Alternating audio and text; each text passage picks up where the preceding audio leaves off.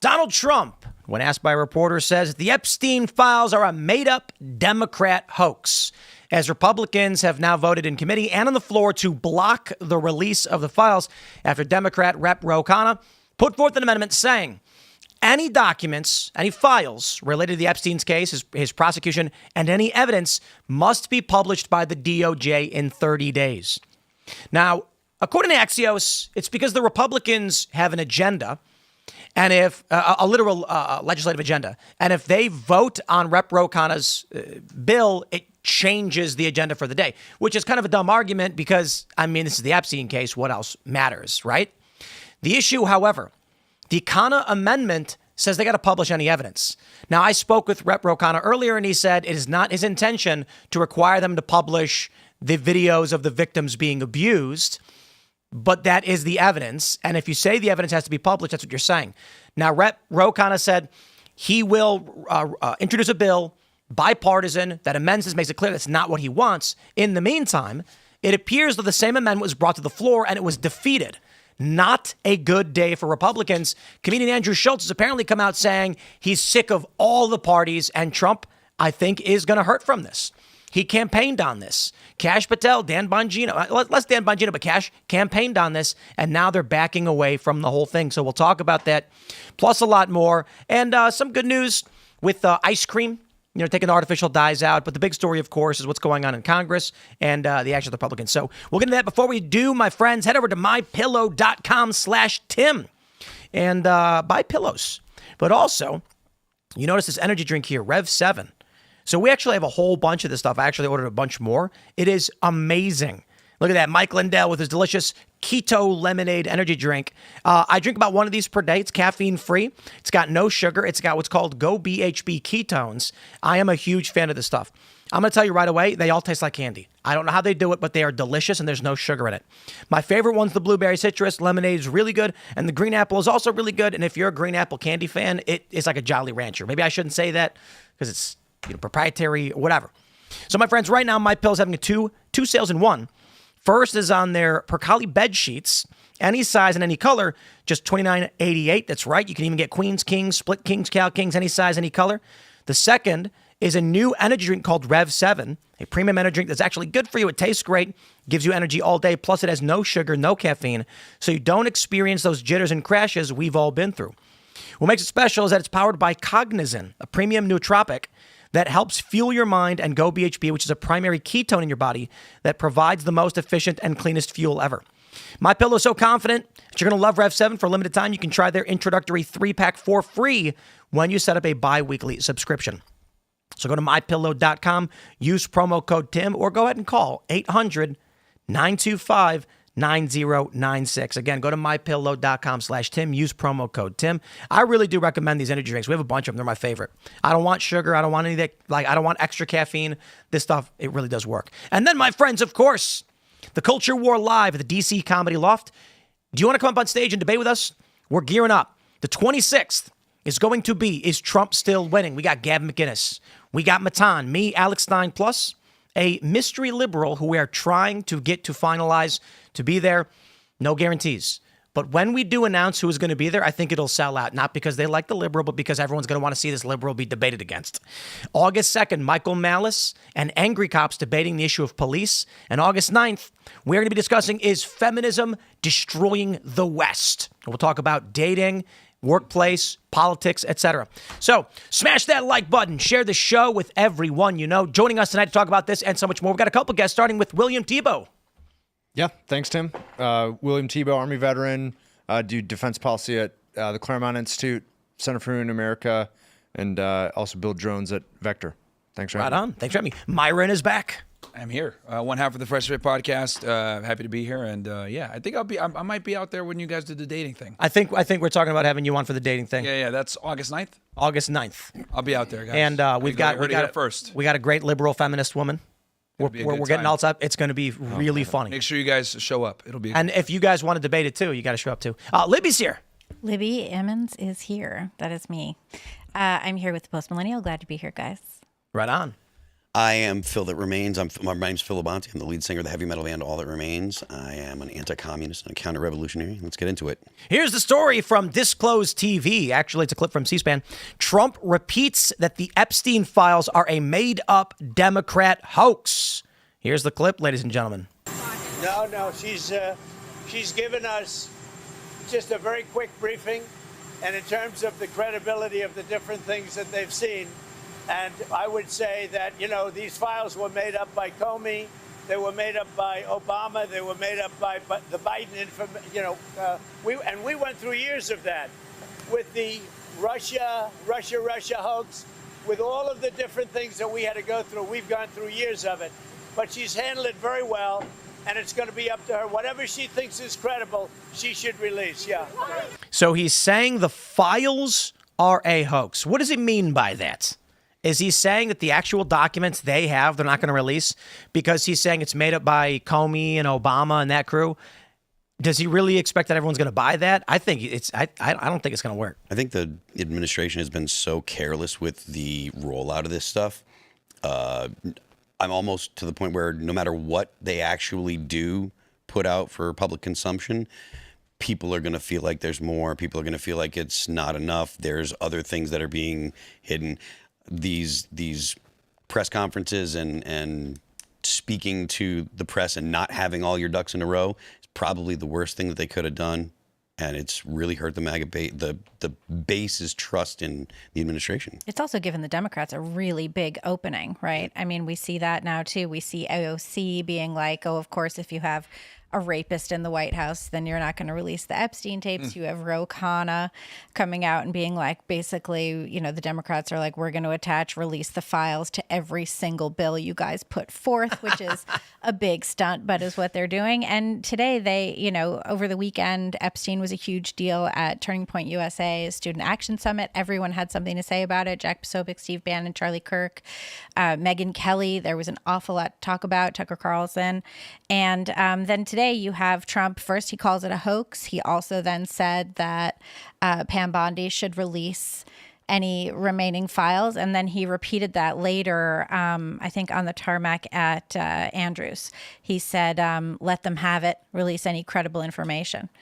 What does that mean, credible information? I have no idea what that means. I mean, does it mean like the stuff that's not the victims? Nothing about the victims. Does it mean the grand jury testimony? Does it mean depositions? Guys, just help me out here. Why is if I don't understand what's going on? Why doesn't Trump just lie better? Well, I was at the I was in Tampa too for that event, and yeah, I mean that was the talk. I mean, even everyone in the base is pretty much pissed off about this whole Epstein thing. And hell, I debated Destiana a little bit as well about it, and I gave my position on it yesterday. I don't think we're ever going to get it because of the sensitive nature, where I think there's going to be other foreign nations implicated. We know which one, especially in the Middle East. First it was there's no files, nothing to see here. Now it's just release whatever's credible. It just looks bad. And then you were saying, Phil, how like they rolled out this out poorly. I agree.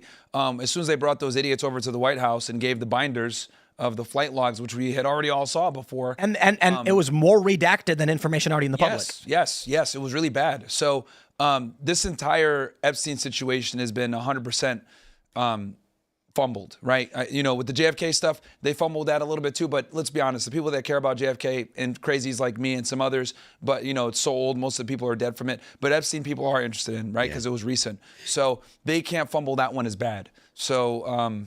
I think people care about it because it gets to the question of this deep suspicion that we can't trust the people in charge of our government and that we don't know who's in charge. Ron Dodson had a great tweet thread about this, that it's kind of a Rorschach test. If you try so hard to not care about this, it's worth being suspicious about you, right? But to the rest of us, and I do think normal people care about this, actually. It's this final kind of window into a potential loss of faith of the integrity of, I'm not going to say the integrity of our democracy, but, who's in charge? No, I mean, to that point, you look at the past 25 years, the lies about the You know, the Iraq War. Then the Democrats swore up and down that they weren't targeting Republicans, but there was the IRS Lois Lerner scandal.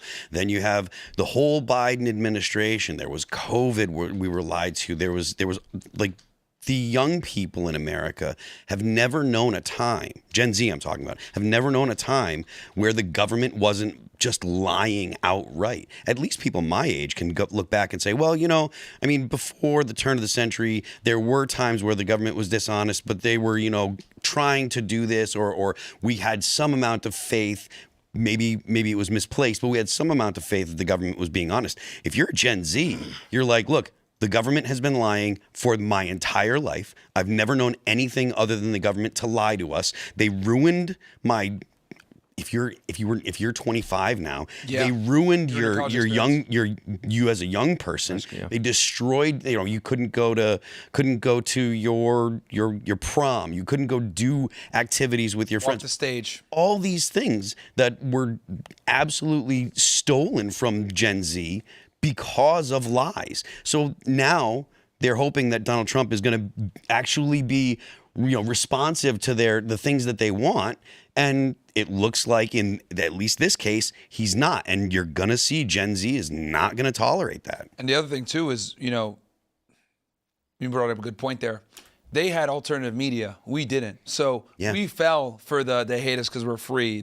We fell for we need to go ahead and invade them because of weapons of mass destruction. Like, we had only the mainstream media back then. But like these younger people, they've had social media and had alternative media. So for them, like, mainstream media is like a dying thing. Like, we still watch it to a degree because that's what we grew up on. But alternative media is taking over, and this past election proves that. Yes. So and that was Andrew Breitbart was really one of the first people coming out being alternative media, right? And that was like mid to late 90s.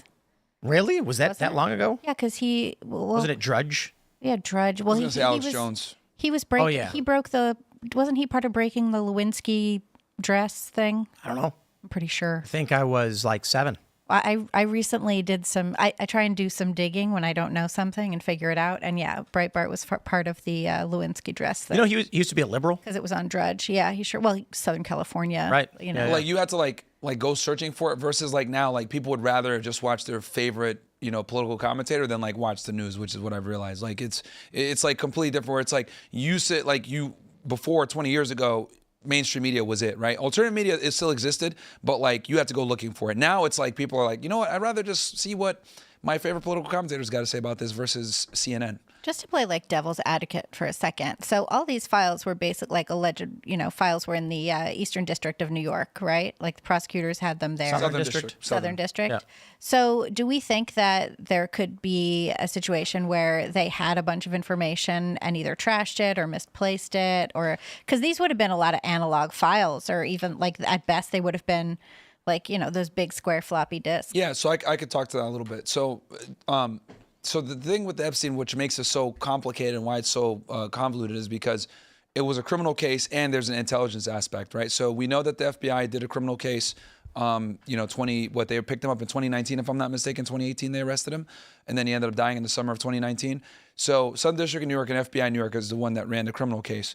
Now, obviously, the criminal case is going to have stuff that's unclassified, because criminal cases, you can't put anything classified in there, or you have to declassify it to use it. So they have that. And then Ghislaine Maxwell, we know, went to trial. So you can go, anyone that went to the trial would be able to see a lot of the evidence that probably would have been used against Epstein himself.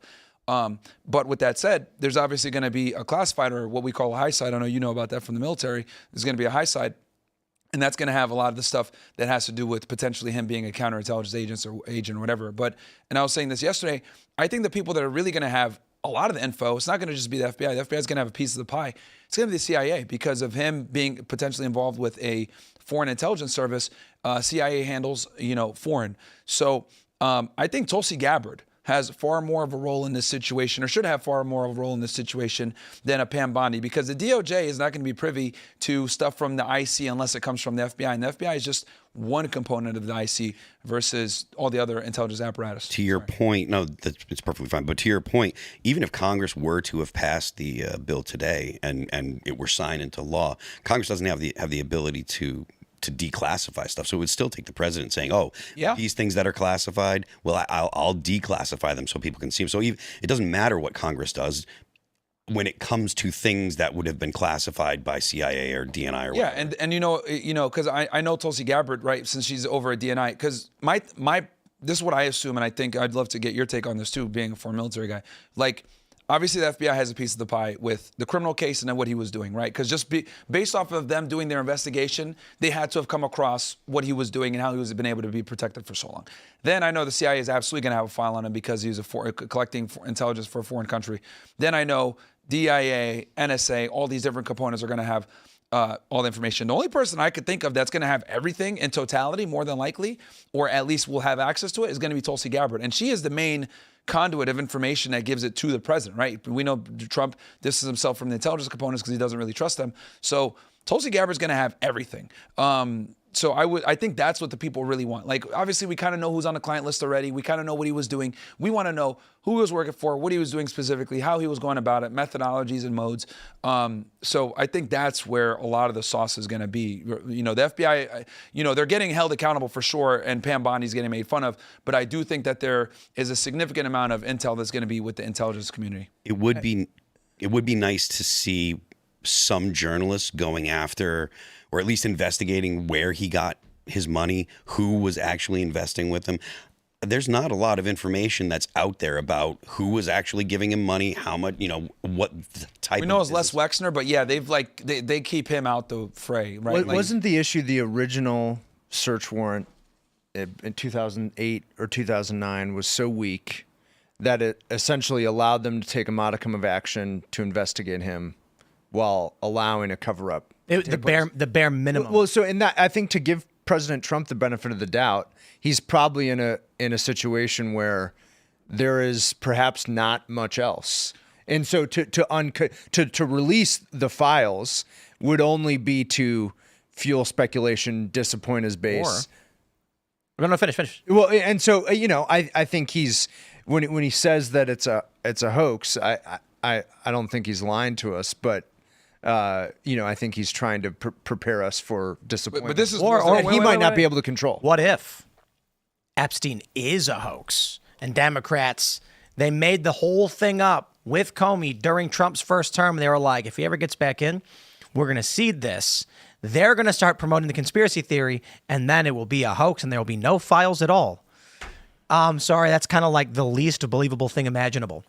That the Democrats made up the Epstein files, Cash, Trump all campaigned on this, and then they get in and then go, well, it was a hoax. Like, dude, I'm sorry, I can't. Although it is a good way to ruin credibility. The left media, which I agree with this 100%, CNN has published several stories on this. A lot of these guys on left wing have been absolutely going at, I've seen Hassan, Kyle Klinsky, all these guys are like loving it. Like, yes, look, MAGA's going crazy because this is something that Kash Patel and, Bongino, all these guys campaigned on or talked about in their podcast, because a lot of these guys were former influencers. And then for them to get into power and then be like, oh, there's nothing here, or it's not getting, they're not putting out the information.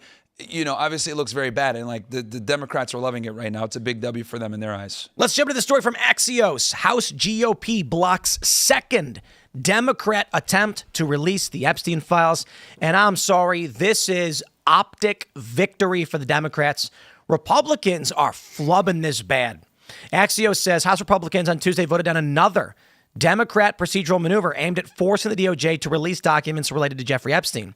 It's the second time this week Democrats have forced their GOP colleagues to choose between loyalty to Trump and a MAGA base that is furious. Democrats are already promising future votes. Quote, that was probably not the last time you're going to see us deal with this issue, House Rules Committee ranking member Jim McGovern told Axios. Republicans dismissed the vote as a cynical partisan ploy, with Rep. Tim Burchett telling Axios, it's just politics. It's not about protecting little children, and that ticks me off. The House voted 211 to 210 against allowing a House vote on Rep. Ro Khanna's measure to force the DOJ to publish the Epstein files online within 30 days. Democrats' procedural motion would have scuttled the GOP's legislative agenda for the day in favor of the Khanna bill, making it difficult for Republicans to vote for it. The vote went along party lines. It came after Republicans in the House Rules Committee voted Monday night against attaching the Epstein language to a broader cryptocurrency and defense funding vote. Now, here's the thing.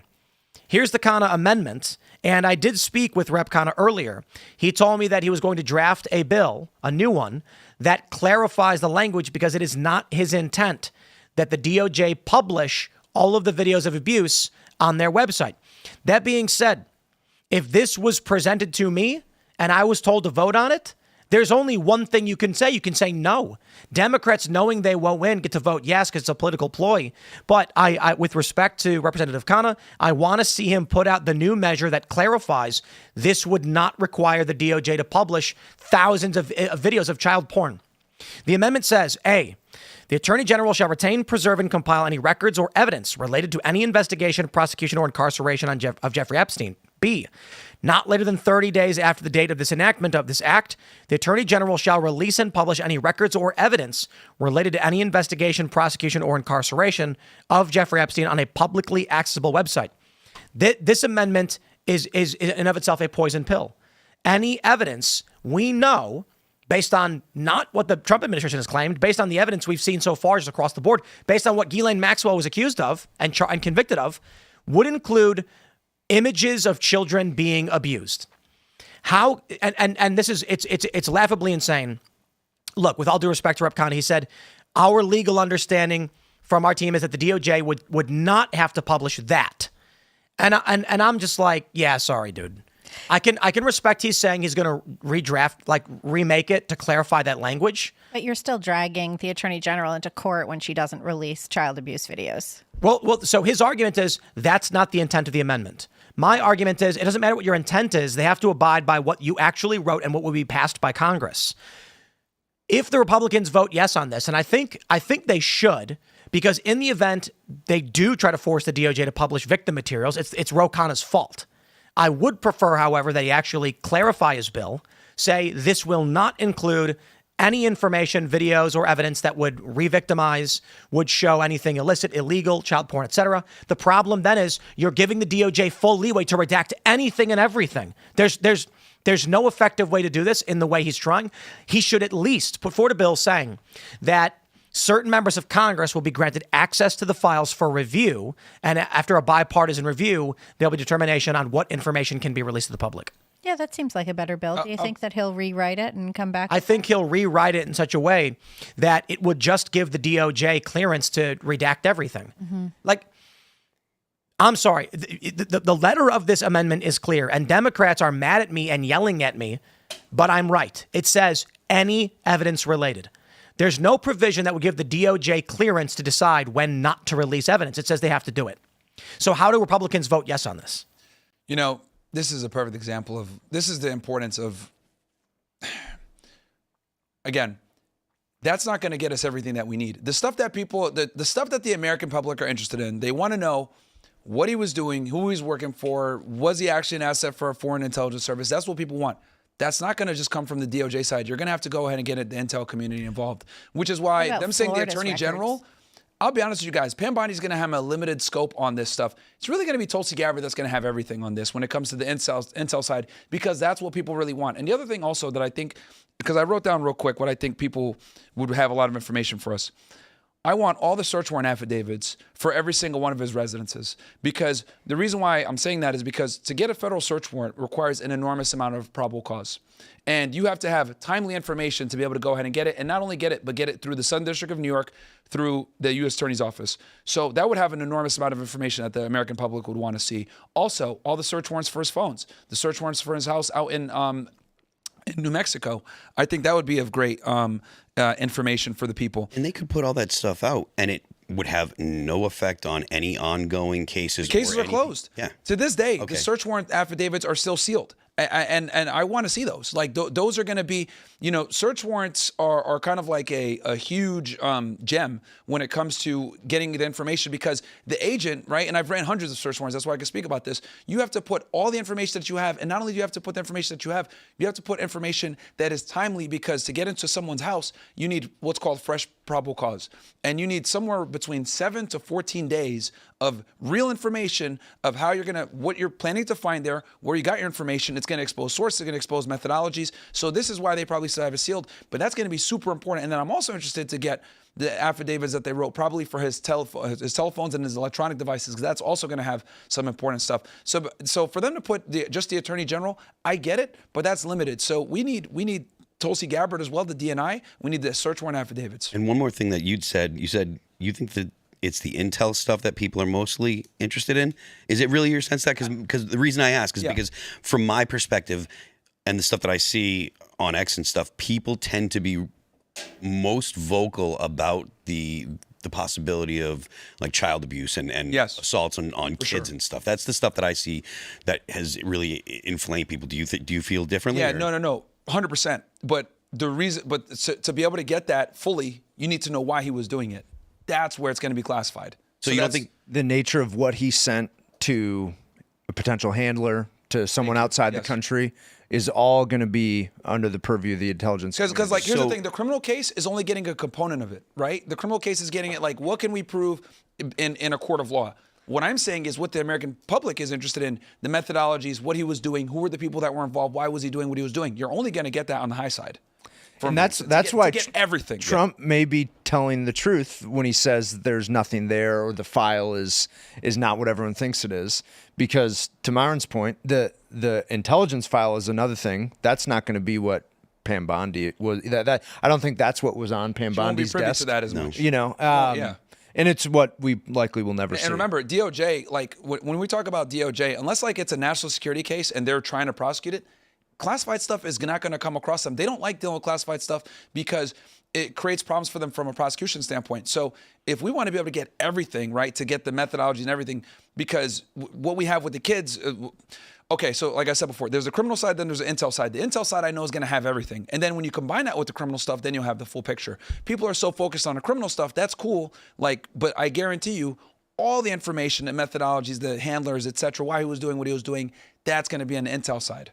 And the reason why they're probably not going to release it, they're going to give the bullshit excuse of national defense information, NDI. So if you never get confirmation that, Epstein was working with a foreign power, was involved in intel stuff or anything, would you, if there was never any evidence that came out, would you still believe that he was part of a whole intel cover-up type of I think they're influence situation?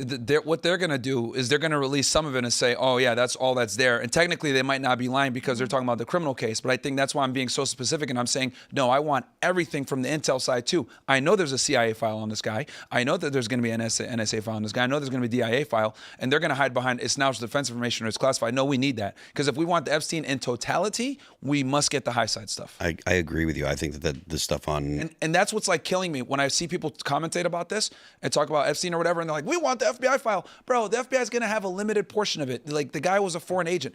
We need everything from the IC, everything. And the only person that's going to have that is going to be Tulsi Gabbard. Yeah, I think you're right. I don't think anything that's where the American public needs to put pressure on. It's not just going to be on Bongino and Pam Bondi and Kash Patel. The FBI has a part of it. So the IC is going to have everything. So then if that's the case, then you could logically say, well, maybe Bongino and Kash Patel are telling the truth about what they've seen because they haven't seen anything that would be considered classified. It's possible. Like, don't get it twisted. Like, we still need to keep the FBI's feet to the fire. Sure. But there's other agencies as well, and that's why we're not getting the full picture. And I think that if the American public puts pressure on the entire IC, on Tulsi Gabbard, on the FBI, on Pam Bondi, then we'll finally be able to get the full picture. So why do you think that Pam Bondi and the FBI, that whole recent memo, why do you think they said in that memo that there was nothing else that could come out, that everything that was left was just like, like child abuse videos? Because technically they can say, well, from the criminal perspective, this is all we have. And they technically wouldn't be lying. Yeah. Right? Because they look at it like that just because they didn't have any more information. Well, they look at it like if it's classified, we don't have to necessarily mention it to you. That's how they look at it, right? Hey, it's high side stuff, it's classified. Like you guys are never going to get that anyway, so we're only going to talk about what we can talk about. Do you think they were telling the truth, or you think they were telling the truth from a limited, sort of dodgy perspective? It could be from a limited perspective. They were given a legal opinion. Yeah. So like, let me give you an example, right? Just so you guys understand like what I mean by this, right? So let's say I'm doing a case, right, a criminal case, and I have a component of my case that involves classified information. You will have, like, if you really want to do this properly, you will have what's called a taint agent. That taint agent will deal with all the classified stuff.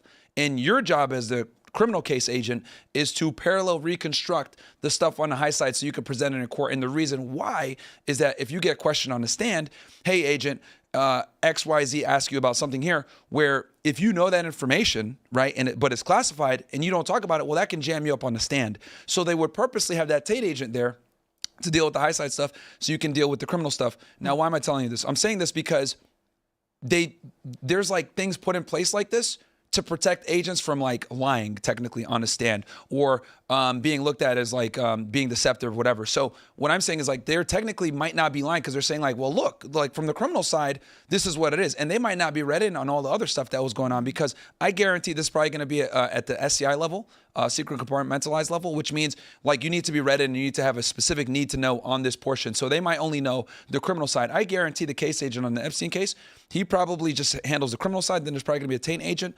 So it's all kinds of stuff. But again, given the nature of who he was and who he was working for, there's going to be 100% a CIA involvement for sure, too. Interesting. It's and the government does this on purpose, by the way. It's purposely make it nebulous like this and bureaucratic and divided so that people don't know where to go. So like the only way you're going to know is if you work in the intel community, you work in law enforcement, etc. That's why I know like, okay, she's going to know this, he's going to know there. We need to bring all you motherfuckers in. Let's jump to the story from the Daily Mail. Comedian podcaster says he's breaking free from the Trump cult after massive betrayal. I don't think Andrew Schultz was ever in a Trump cult or anything like that. But I do find the story interesting as he's more of a normie guy. He backed Trump, I believe, to a certain degree, which was huge for Trump.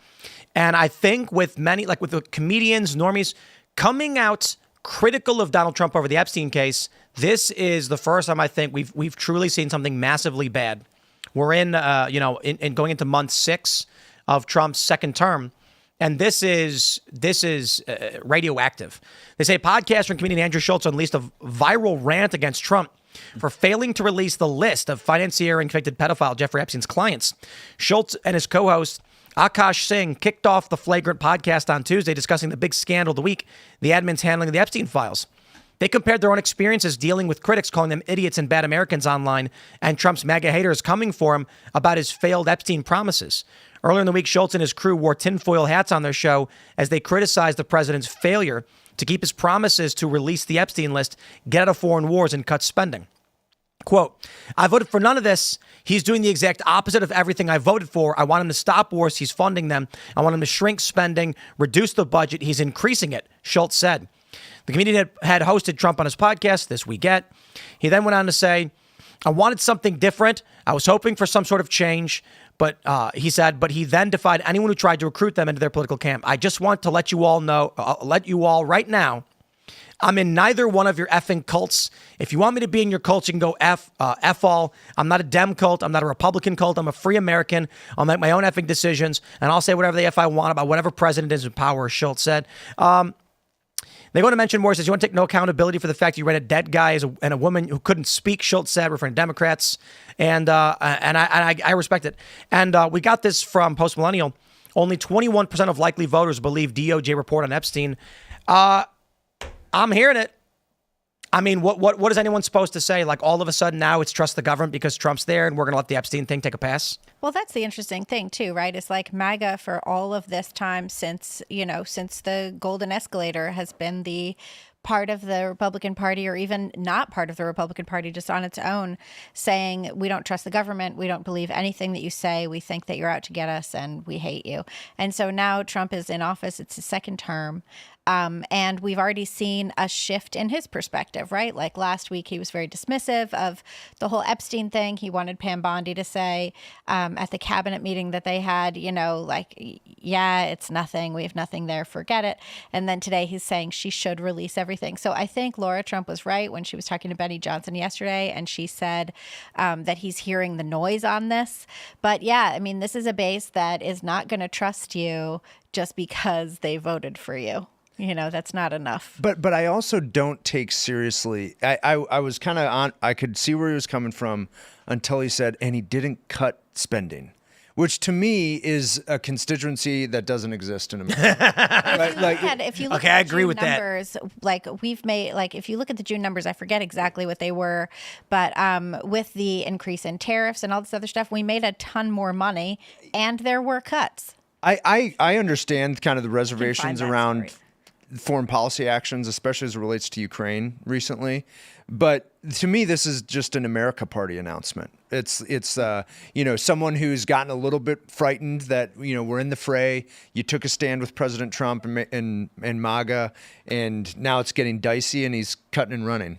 It's easy to do, and I'm sympathetic with it. But as soon as you tell me that, oh, you're so mad because he's cutting spending and you want to, be in the middle and you're not extreme, you're just proving to me that you're not interested in being a part of a political coalition. Because the other thing too is Andrew Schultz is low IQ. The list has been out forever. Literally, I've talked about it with Ryan Dawson. Whitney Webb has exposed it.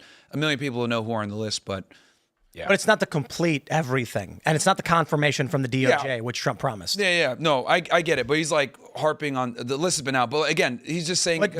Schultz says whatever he needs to say to sound cool and sound like he's in it. Like he's been doing this for a very long time. He talks out his ass. He doesn't know what he's talking about. But these are normies, bro.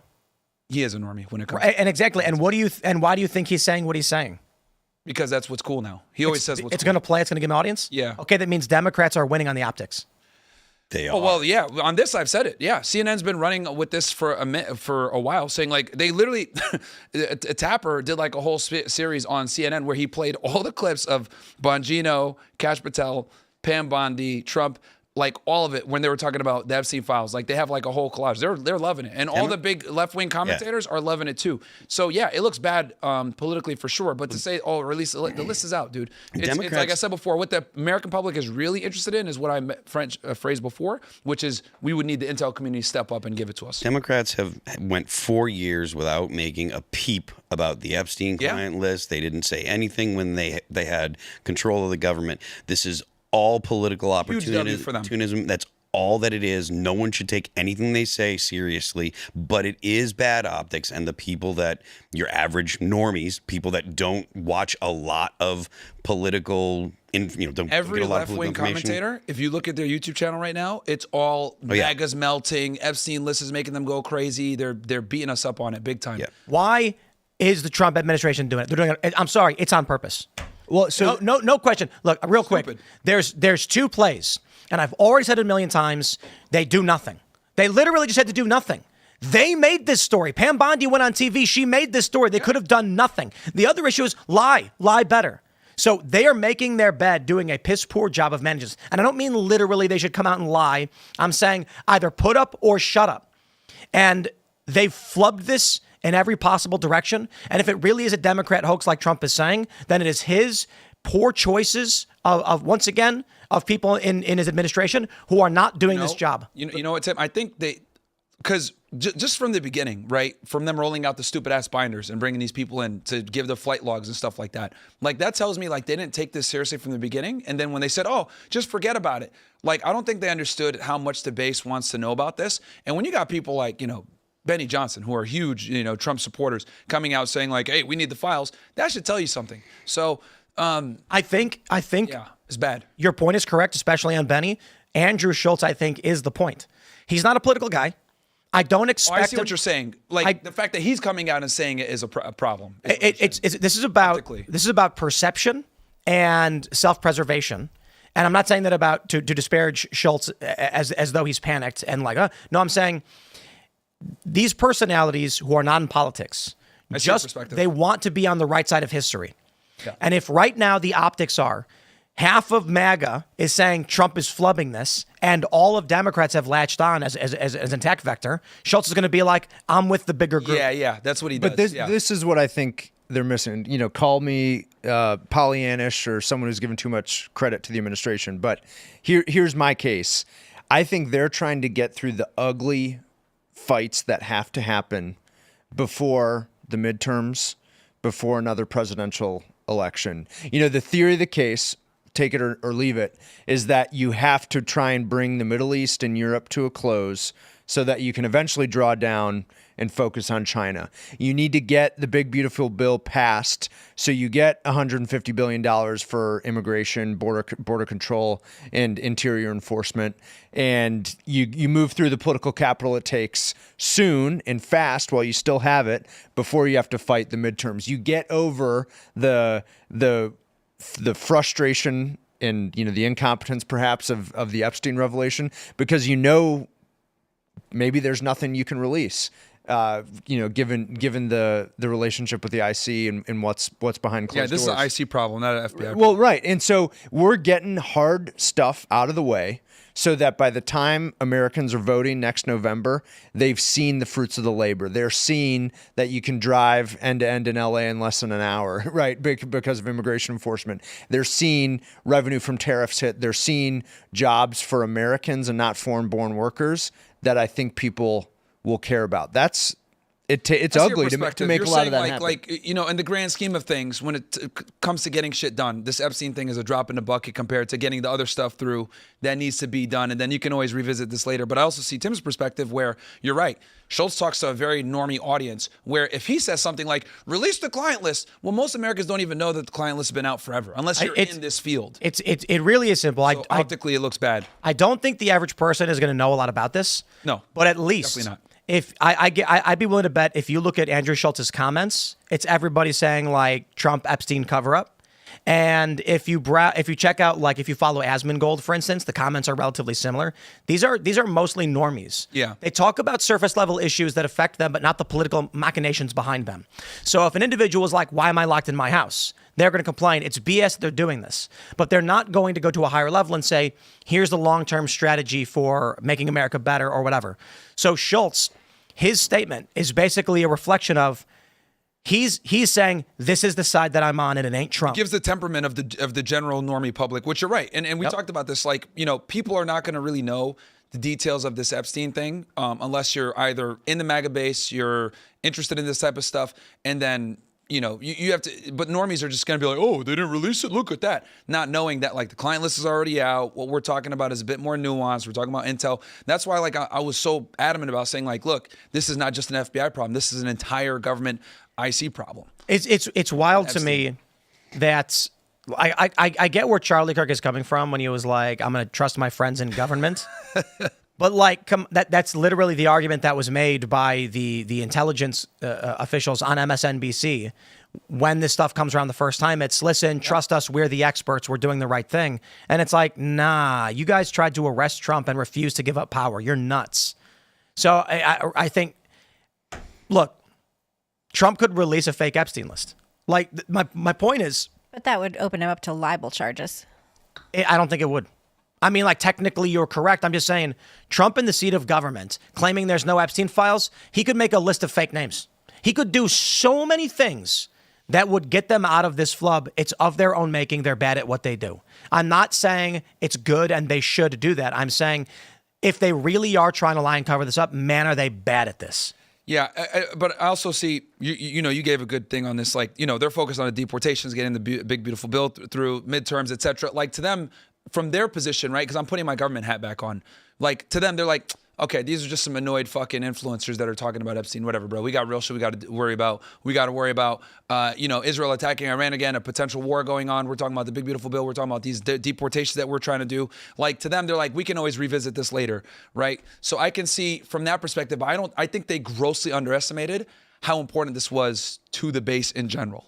It's definitely affecting him. Yeah. I mean, the Rasmussen dailies are really bad for his approval Pam numbers. Bondi gave a press conference today with the DEA, and they were just like, I was looking at it in the chat, they were just like roasted her the whole time, saying Pam Blondie and she's stupid, blah, blah, blah. So they're feeling it now. She did not need to bring this up on Fox. They effed this up royally. They did, dude. And again, I think it's because they grossly underestimated how much the base cared about this. Like, with them rolling out the binder thing, when they did that, I was like, what the fuck are you guys doing? That was messed up. The binder rollout was stupid. They really Phase took one. advantage of those people. They really did such a bad job Yep. because they took a whole bunch of people that had fought really hard during the campaign and made them look like clowns.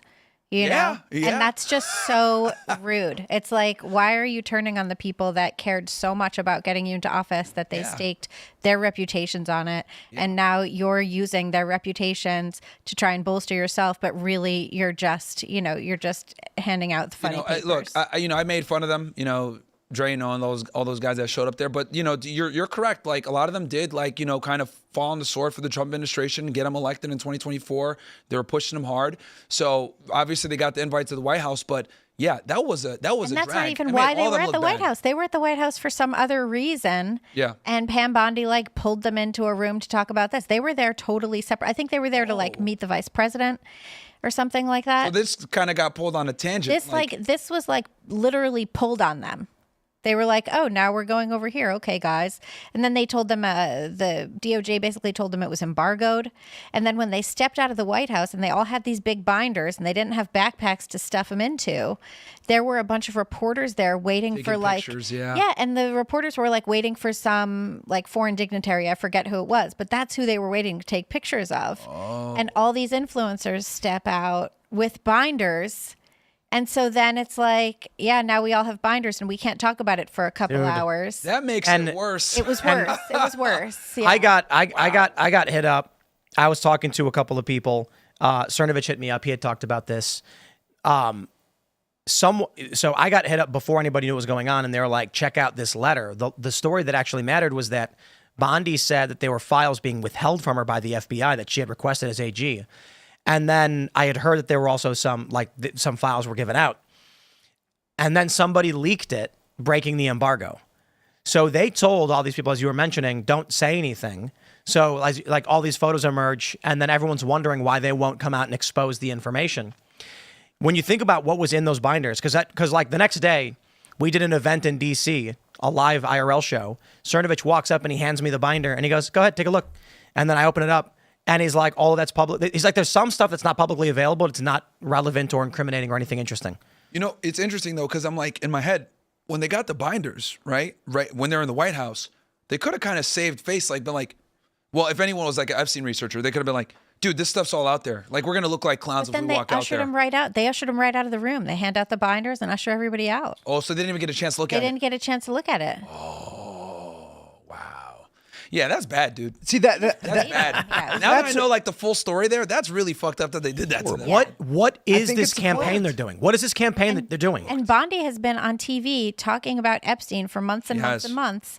And now that, like, you know, she basically threw Trump in the fire or under the bus, or pick your metaphor, where is she? Like, you're not seeing her very much now at all.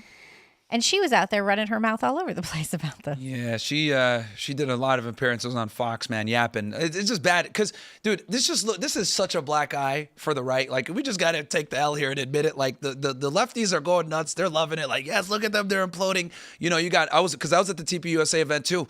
Everybody was talking about the Epstein files. was the whole thing. It was so big, Yeah, dude. it was so, huge. At was it SAS or whatever? Yeah. And the thing that makes it worse is like they keep showing the reels of like how Kash Patel was saying that for Chris Wray has the files, right? Bongino's like, I'm not letting this go.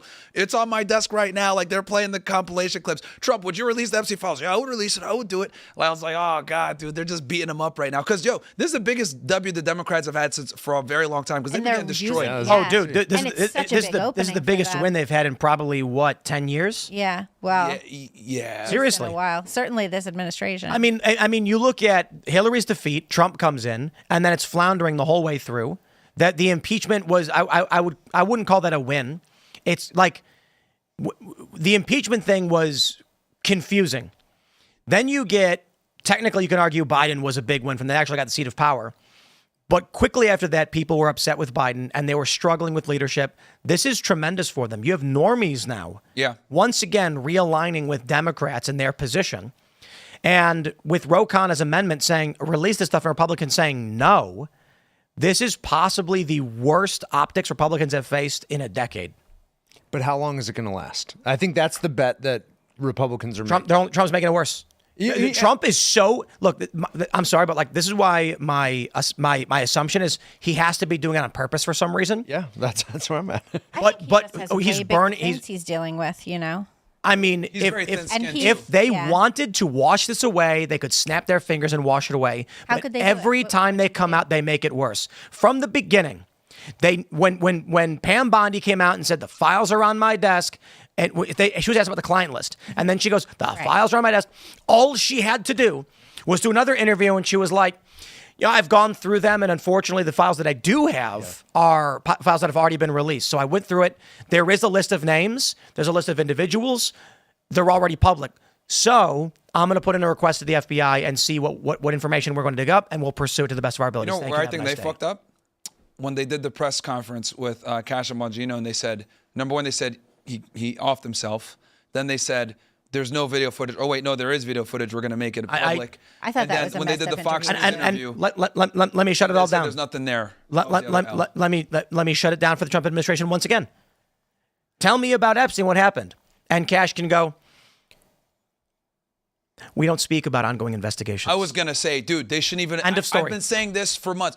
They shouldn't even have given a statement. They should have said, here's all the stuff. I'm reserving my comment. Let the American public decide what they want to do and not say anything. But where they fucked up was they said that there's nothing there, right? He went on Joe Rogan and said all these things. Then they didn't release it. That looks bad. It would have been better to say, look, man, I'm just releasing it. No opinion. Here you go. That would have been way better. That's why my Every step of the way here, they fucked up. The binder release, L. It makes it worse now that I know all the facts that she mentioned before. The interviews on Fox saying like, yo, there's nothing there, blah, blah, blah. Then, forget about it, whatever. This was just such a blunder on every single level. Let me pull up this from Real Clear Politics, ladies and gentlemen. We got Donald Trump's current aggregate approval rating. And while historically, actually not that bad, he's currently in the aggregate spread at minus 4.7. Not that bad. His approval is 45.5. His disapproval is 50.2. So as we talk about issues of immigration or the Epstein story, it may actually be that it's actually not that bad. In fact, I see a super chat here from our good buddy Raymond G. Stanley Jr. He says his sister was watching IRL with him last night, and she asked why Epstein was such a big deal. Wasn't he already convicted? So I think there's a lot of regular people that don't know. Yeah. But here's what I want to hammer out with his approval rating. First, I'll say this. Trump is underwater. He has gone down. Even Rasmussen has him at minus 4, which is really bad. Rasmussen actually does fairly well for Trump. But check this out. On immigration, Donald Trump's approval rating is minus 2.8 in aggregate. I don't care about the individual polls because they're all nuts, but you can look at the trend movement. Donald Trump was previously in a really good place on immigration. It was his best issue. And he's gone down on this issue. There's a couple ways you can look at it, but it may be when I can't figure out why Trump is flubbing the Epstein thing so much is that there's two bad circumstances for Trump. The Epstein case has got angry MAGA base. Yeah. Immigration has got angry Democrats. They're going nuts, yep. But Trump can't lose on immigration. His approval rating on immigration is 47.3. It's above his actual aggregate general approval rating. This may be... So again, I'm going to say this. I don't know why, but it looks like the Trump DOJ and all that are flubbing this intentionally. How could you do so miserably? I've brought it up before. Democrats have long said whenever Trump is in trouble on one of his key agenda items, he will change the subject. Could it be the reason he's tweeting about Epstein and Bond or truthing about Epstein and Bondi is because he knows that story will never go anywhere, and it takes people away from the immigration story? Let people be mad about Epstein. And he's going to send in the troops to California. Yeah, I mean that could be a because let me also say this from working in immigration before. What Trump is doing when it comes to immigration, I got to give him credit. Phenomenal. We haven't had a president do this type of immigration enforcement in the interior in a very long time. And I want to make this very clear because I know me and you were discussing this earlier. People would say, oh, well, actually, Trump deported less people than Obama and Clinton and all these other people. That's not relevant. What matters is the reason why Trump's deportations are down is because he secures the border. When the border's secured, that's a significant amount of deportations. So interior immigration enforcement is where things really need to be. This is where the Democrats always fail because the Democrats are pussies and are scared of enforcing Title VIII because it looks bad politically. It's a political hot potato. So the fact that Trump is doing this now and making it happen, well, he's dealing with this heat because we've gotten so pussified where we just allow illegal immigrants to come in, hang out, and then when they're here illegally, no, just let them stay. And the fact that there's such a backlash to him enforcing immigration law in the interior tells you that we haven't enforced it in a very long time. So what he's doing is unprecedented. It's a good thing. But obviously he's going to get some heat for it because most presidents don't have the cojones to actually launch a real law enforcement operation in the interior. Deporting people on the border doesn't matter. Who cares? Give them an ER, get them out of here. We're talking about interior enforcement, very difficult to do. The fact that he mobilized the FBI and the DEA and ATF agencies that don't have Title VIII authority to assist with this stuff is a feat in itself. So kudos to him for that.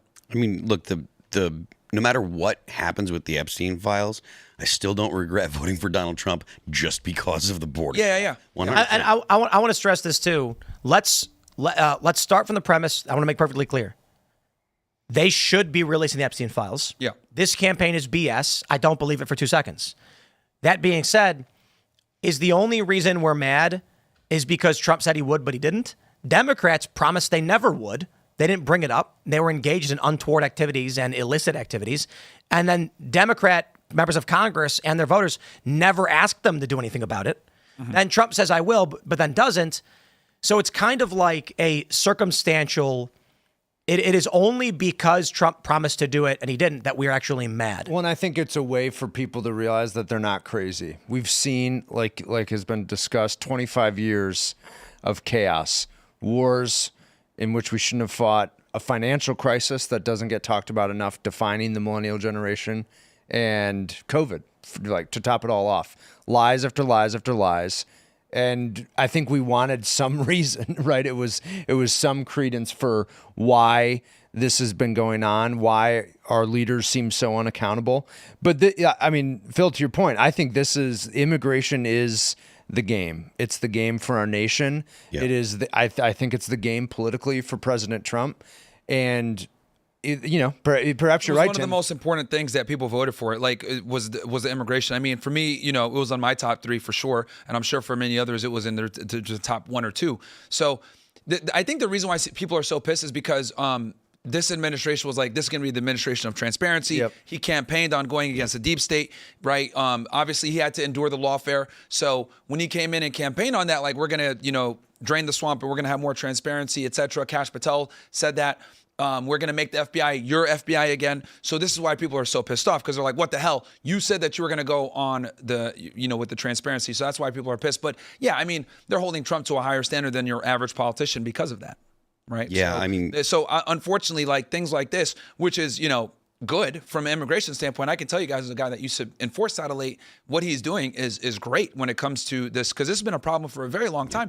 Dude, I remember vividly when I was on a job under the Obama administration, like ERO, I'd go into their office, right? Maybe I had like a guy with me that I wanted to process or whatever. I want to turn into an informant, and I'd use their facilities because they have a way better processing station than we did. They'd be sitting around just hanging out on their phones, like chilling and shit, not doing anything, because under Obama, it was very frowned upon to go out and do interior enforcement. Yeah. Even if you had warrants of deportation, et cetera, they didn't want to go out and arrest people because, number one, the locals weren't going to help them. Number two, was going to be a pain in the ass. And then number three, they might deal with some backlash from the higher management because of Obama being in office. So immigration is a very sensitive topic, especially when it comes to interior enforcement, where depending on who's in office, it dictates how hard you can go on your job. So what we're seeing now is a refreshing change for sure when it comes to interior immigration enforcement. So when you say a refreshing change, you're thinking that the previous administrations had a border policy that was acceptable? No, they didn't. No. I'm saying it's refreshing because not only, when I say refreshing, I mean as in doing interior enforcement. Okay. Like enforcing on the border was like, okay, we catch them on the border, it is what it is, right? Because Border Patrol's there, you have way more authority, you have way more immigration officials that are there. But once they make it past that 30, what's called the functional equivalent of the border, that 30-mile radius, they're safe, dude. They make it in, they're good. Like they're probably not going to get touched by ERO at that point, because it's ICE ERO that's responsible for them once they get into the country. And if they're having their hands tied by the administration in office, they're not going to go after them. What was the last administration that actually did things like ICE raids? It's Trump's first administration. They were more on it. Before Donald Trump. Oh, dude. Ever? Yeah, did it ever happen? I don't recall ICE raids by George Bush. Yeah, it was always frowned upon. And then before that was INS. So prior to George Bush, it was INS, exactly. And it was under the DOJ. So it was always fairly frowned upon. Like I remember, here's another. So worksite enforcement, right? So you had to get like headquarters approval to do a worksite enforcement raid under the Obama administration. It was a big deal. Really? Yeah, dude. But there was a situation too where you have to fill out I-9 forms, right? To get a job in the U.S., you have to fill out an I-9 form that shows that you're a citizen. But the deal with the I-9 forms is they never go back to government. They just sit in your file, and then if government comes knocking, you have your forms ready. Why aren't those filed with the federal government? Filed with the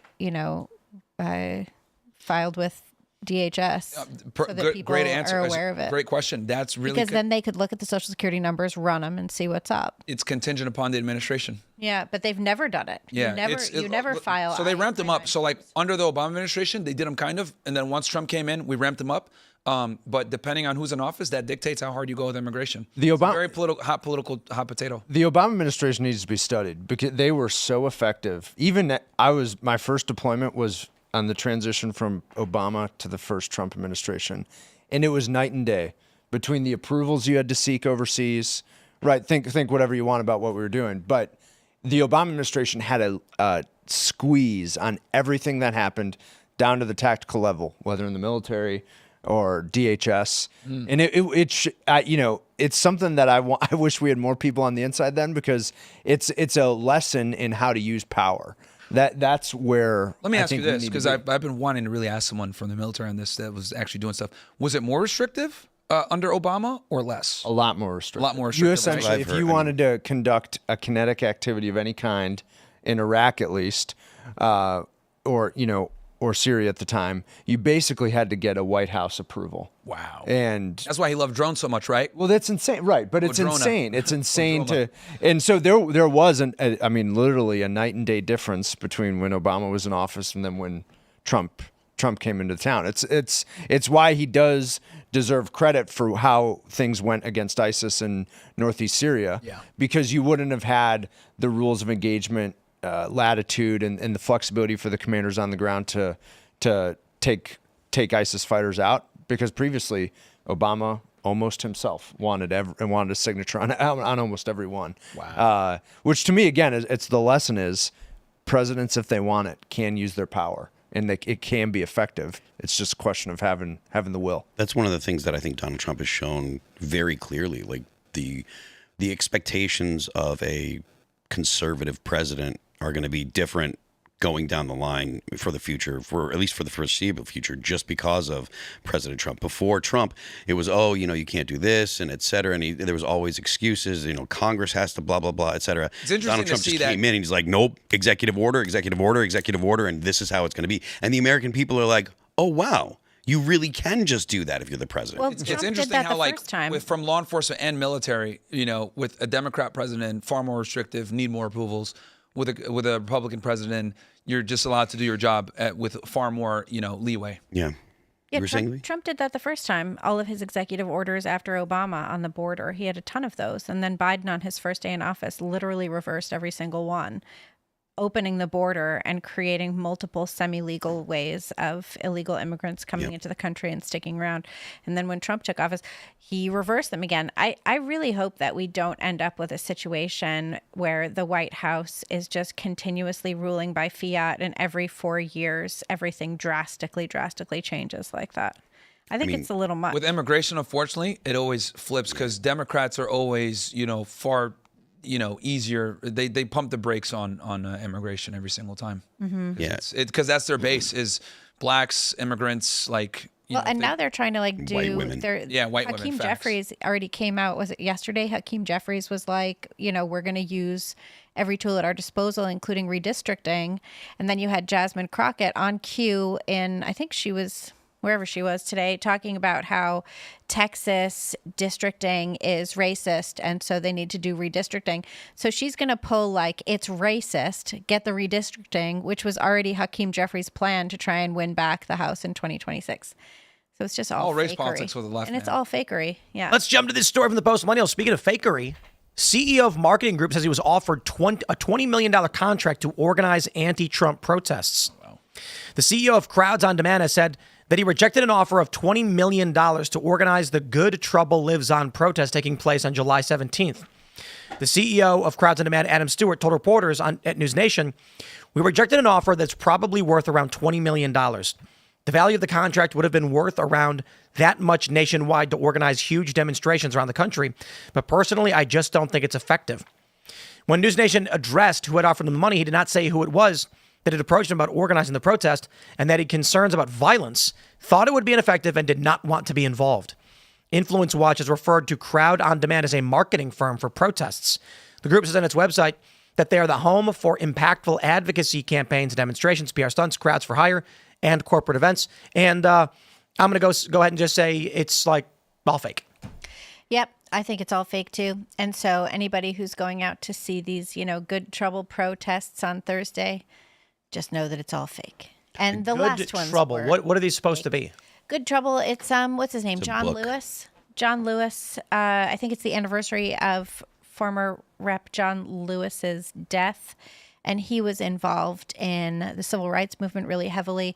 And he always said that the best thing to do is get into good trouble. Like you can get good trouble. Like if you're protesting and fighting the power, that's good trouble. And if you're lobbing Molotov cocktails to, take down the Trump administration, he probably would have said that's good power too. There's a book called Good Trouble: Lessons from the Civil Rights Playbook, and it's by Christopher Nixon, and it's basically about using, Right, but isn't it about the rep? Because I think this is the anniversary of his death.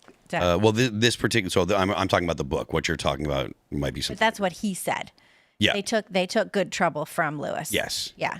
Yes. So, but it is about political activism, and Yeah, he would have been. and essentially, good trouble is just trouble that Yeah. breaking the law in ways that Democrats approve Justice. of. Yeah. I'm trying to decide if this means that we're winning or losing. Like if you have to pay $20 million for someone not to throw your protest for you. But at the same time, then, it shows that they've got people who care so much that they're going to spend $20 million for people to They have a lot of. I mean, look, incite a riot. honestly, if there's people that are spending that much money on these kind of protests and there's any kind of violence that erupts at them, the people that actually are spending money on these should be arrested. If they're inciting, technically inciting violence. They're spending money saying, look here, go to this place and make a bunch of trouble. And we're spending money on it. There's got to be some kind of legal repercussions. I've said it before, I'll say it again. People get mad when I say this. I think the left is far more violent than the right by far. They're clearly far more Way violent. more. People go, oh, it's a hot take. Dude, the BLM riots where they burned down Minneapolis with zero consequence, the defund police movements all across the country, burning down Portland, burning down Seattle, anytime, the hell, what's going on right now with the immigration stuff? They're destroying the cities right there. They got to bring the National Guard in. All the attacks when on the conservatives ICE. do anything violent, like January 6th, right? They say, oh, that's insurrection. They all went to jail. FBI had the biggest investigation ever. But when these BLM guys go crazy or Antifa goes wild, nobody gives a shit. They just allow it to happen. Not only do they allow it, the people in Democrats are doing things to support people that were arrested, try to get them bail money and such. We just started going hard on these people once Pam Bondi got in when they were firebombing the Teslas. Yeah. We just started finally putting these people. But the reason why they felt confident firebombing Teslas and destroying Teslas and doing all the things they did is because they got away with it for so long for the past 4 years. I think Trump was sitting in the Oval Office and he was like, why do so many people like me? My approval rating should be way lower. Tell him Epstein's fake. Just like, Yeah, approval it rating went down. drops by 2 points. Like the Only a fact little that, bit, to be fair. People, I think today they just put a bunch of them while we're watching the news. I think a bunch of them got indicted, a bunch of these rioters. But people are shooting at the cops and stuff like that. This would be unheard of if conservatives were doing this. They'd be on the frontline news. They went after the January 6th, or some guys didn't even go in the building. They got arrested. So, dude, the left is way more violent, man. And it wasn't until this administration came in that they're finally holding these dickheads accountable. And they should be prosecuting them to the fullest extent of the law. Absolutely. They're finally Because getting hit with terrorism charges with the Tesla stuff. Whatever happened to that dude that got falsely accused of shooting? You saw that in, what was it, in Utah? Mm-hmm. The No Kings protest. So this Antifa guy's wearing all black. He's got a rifle. He's walking down the sidewalk legally and peacefully when two of the liberals from the volunteer group organizing the protest drew their weapons on him for no reason and started shooting at him. 5501. Wasn't it? Yeah. But he was the Antifa guy that got shot at? Or So Antifa guy is walking. So here's the main street. Okay. Everybody's walking north. So everybody's walking this way. Antifa guy starts walking this way. I don't know if it's with a rifle, hanging down. He's not doing anything. Yeah. Open carry, totally legal. And then there's two liberals on this side of the street. They just drop pistols and start shooting. And one guy opens fire. And they shot and killed an innocent guy. Aren't they all liberals? Then the cops came in and arrested the Antifa guy. They let him go. Right. But did they drop the charges? I think they dropped the charges. Yeah. As they should. Yeah. So they even shoot each other. Well, I mean, liberals and Antifa aren't the same group. They only fight in the same. I don't want to get into that where, as we look to the left, we see Antifa and liberals and assume they're on the same side. But when you actually walk up to them, the Antifa guy's further behind them. Okay. The liberals are anti-gun. Yeah. Antifa is pro-gun. Yeah. So Antifa's pro-gun for themselves, but they'll at least advocate. Yeah, because they believe in violent resistance. Yeah. Right. They'll take your guns from you at a moment's notice, but for the time being, they'll vote to protect your guns because they want them to. Yeah. So. Animal rights. Let's kill everybody. Something like that. I mean, it gets weird, man. Yeah, they get crazy. I mean, look, anything that we can do to wrap up the violent people that have been doing everything they can to destabilize the country, because that's the goal, is to destabilize the United States. Where's our January 6th investigation, though? You mean the May 29th riots where they firebombed the White House grounds and Right. nobody did anything? No, exactly. I mean, from the Summer of Love, even from the immigration protests. I think they should have like a zero tolerance policy. If it was me, man, bro, these guys rioting on the street, like if you destroy one building, you riot violently one time, you're all going to fucking. So Tucker had a great. Got to send a message, man. He had a great clip from I think it was a TPUSA speech, something recently, where he essentially asked, "Where is all the money that we spend on our military going?"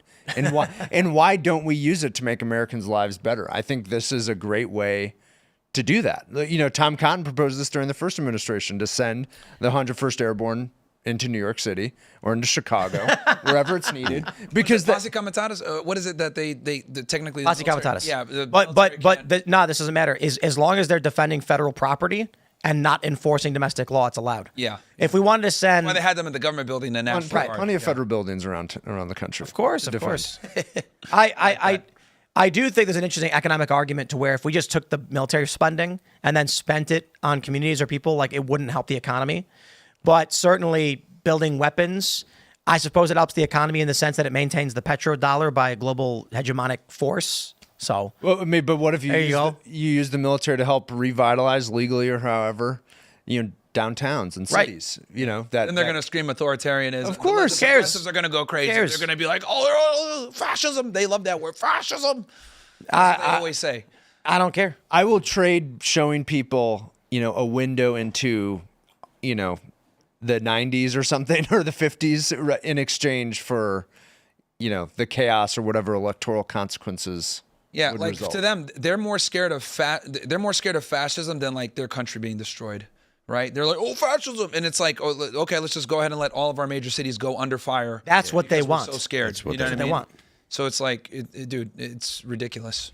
You think they want to see the destruction of our cities? Yes. I mean, I can tell you at least from Occupy Wall Street, that's what they wanted.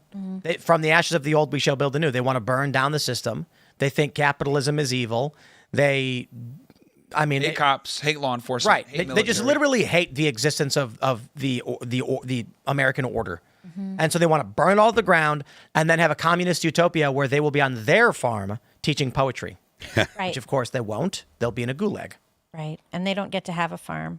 That's right. Yeah, it's like The farm is the government's. No land ownership. because I watch a lot of liberal media just to kind of see what the other side is thinking. I think being in your own echo chamber is bad, and I kind of have I play a game. It's like, okay, let's see how long it takes until they say the word fascism, bro. They never make it past a minute. Seconds. Yeah, dude, literally, authoritarianism or fascism, within seconds they're screaming, oh, or imperialism. That's another one they love. Yeah, and then fascism is just police. Yeah.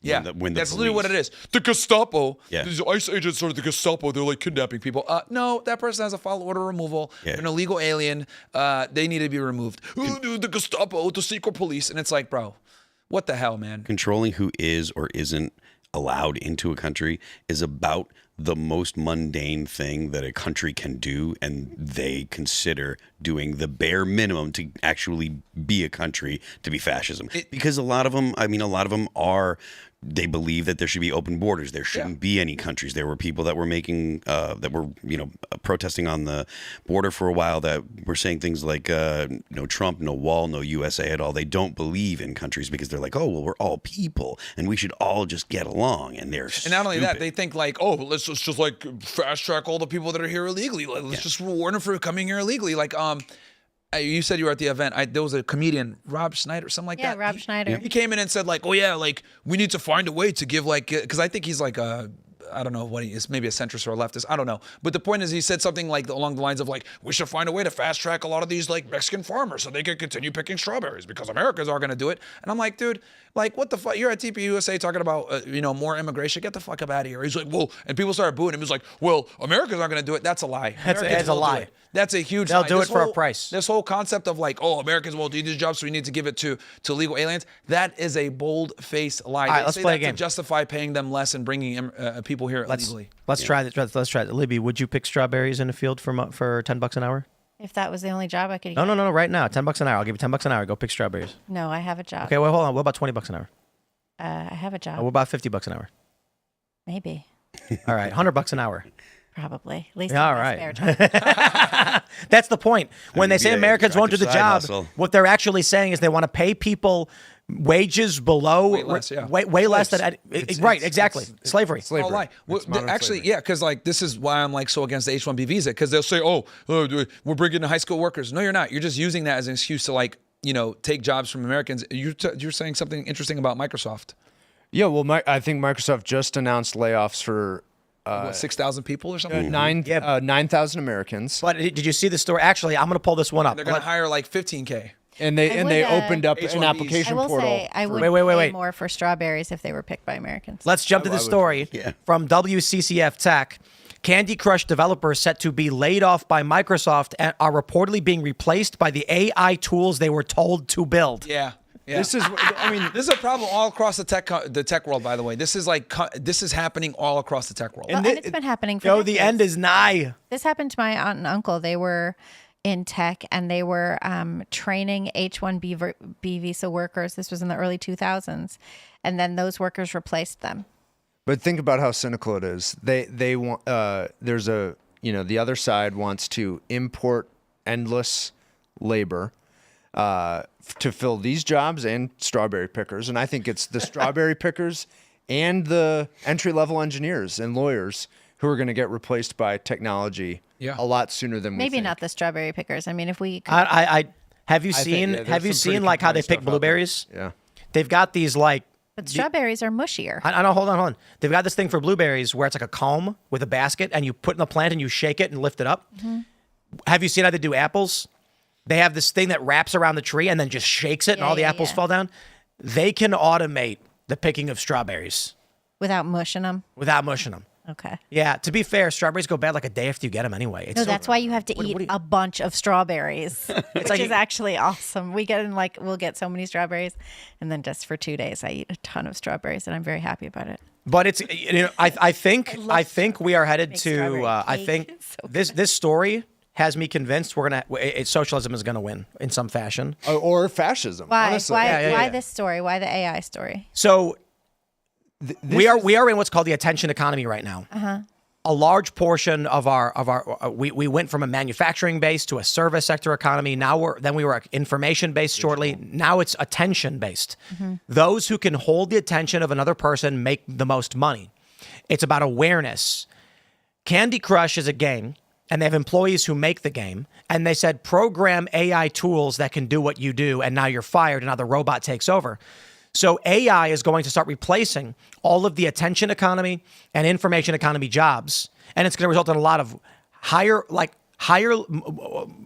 income, better educated. I don't know, educated. I put air quotes without a means of accessing the markets, and they are going to have a certain degree of influence. If this trend continues, there will be a path of least resistance effort. This is why I think socialism, because what they're going to do is they're going to argue. Well, actually, I'll just put it this way. These laid off Microsoft workers, how many of them are going to file for unemployment? How many are going to file for benefits because they lost their job through no fault of their own? And it's not so much about socialism winning per se and being a little bit facetious, a little hyperbolic. It's that we're going to see a massive increase in strain on the welfare system. It may collapse. Maybe it goes fascistic. The more you get people who can't work, it's going to be like the Luddite movements. There's going to be violence against it, and just like with the Industrial Revolution, you run the risk, like you saw with the Bolsheviks or any revolution, the French Revolution. Too many people can't get food. Too many people can't own property, and then they say, "I don't care if I have to take it. I'm taking it," This is why Andrew Yang was in favor of universal basic income. which is also a bad idea. It is a bad idea. I have a quick AI question just for the panel, if I may. So you have all of these AI chatbots and stuff, and media outlets probably employ chatbots to write articles, and all of the information that the AI culls from is just what's on the internet, and like a lot of liberal media outlets and things like this. Yep. And now you have a situation where Grok just got a contract with the DoD to do stuff. Grok recently went on like a whole, bunch of nasty tirades or whatever that was widely reported on. Sort of amusing, but also, a little disturbing when you consider that now they are kind of disturbing when you realize that they're going to put these AIs into killbots and to self-driving cars. Who look? If the argument, but how can we? So they're putting Grok in the car, but if the argument is this was a rogue accident where Grok started saying that it agreed with Hitler or whatever, what happens when your car running on Grok decides to agree with Hitler and just running people down? And how how can we encourage? How can we encourage like the makers of Grok and ChatGPT and all of the other ones to use conservative media and conservative stories to train their AI? Well, he's trying to, but there aren't any. There's a lot. Yeah, I know, but Human Events goes back to like 1948 or something. But how many articles continuously published? Let's try this, okay? I'm gonna ask our robot friend. There's I don't think I think you have to use the force of law. NYT write per day? How many articles does NYT write per day? 150, with 250 on Sunday and 65 daily blogs. Yeah, that's a lot. I mean, Post Millennial, we do probably about 20 to 25 a day, and at Human Events, we do 6 or 7. So the issue is there are a bunch of these. Like let's do this. How many articles does CNN write per day? I bet they write more. Maybe not. Let's see what they do. CNN. Let's see. Oh my God! Wait. In May, they produced 9,430 pieces of content. That is a lot of content. Well, 300 pieces per day. So some of that could be video content. It is video. It's articles that are largely graphic based, but you're still putting out that information, which will be absorbed. And how does the anti-establishment independent media space compete with that? If they're producing at 10%, then the training models are going to be at 10%. That makes a lot of sense. But at the same time, now we're feeding these tools. We're using these tools in government. We're using these tools to generate content and information. And we're instilling in these tools a bias that would take a century to deconstruct, if it were ever possible to deconstruct it in the first place.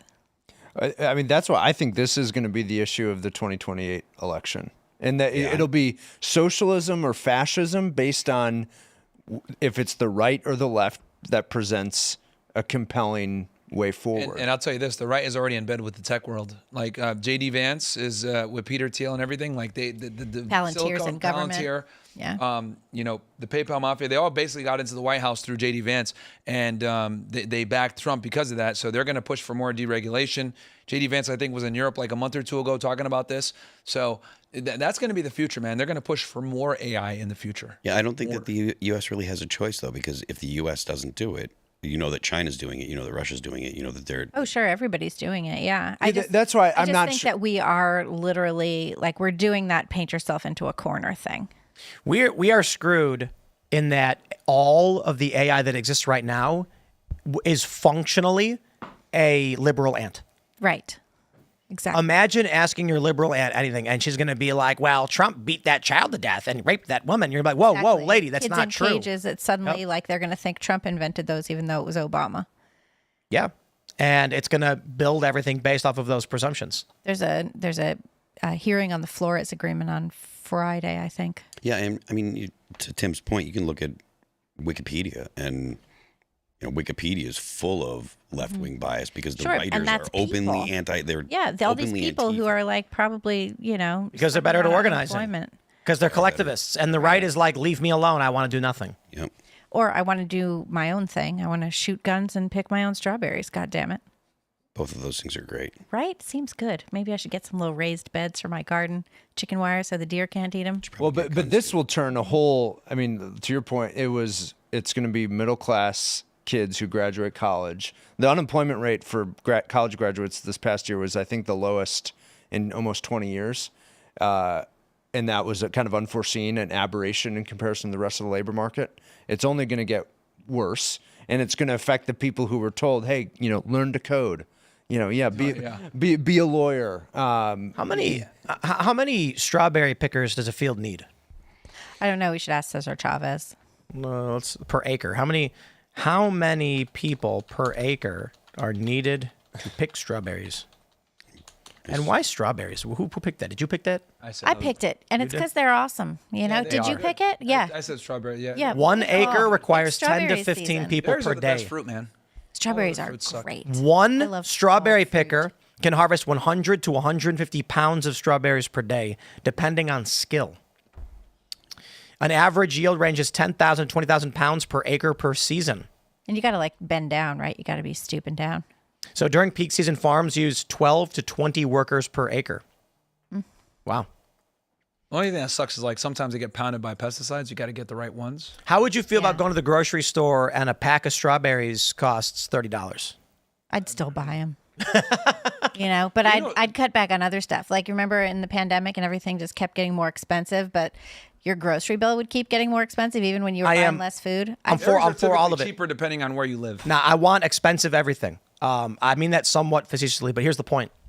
I would pay. I was talking to the missus about a lot of the projects we're doing, and I'm frustrated always about how long it takes. Like trying to do this coffee shop, we do have developments going on, the work is getting done, but I'm like, why can't we just go and build a building? Like the building that we're in took like 2 years to do, and I'm like, the actual work to do it was much, much faster than that.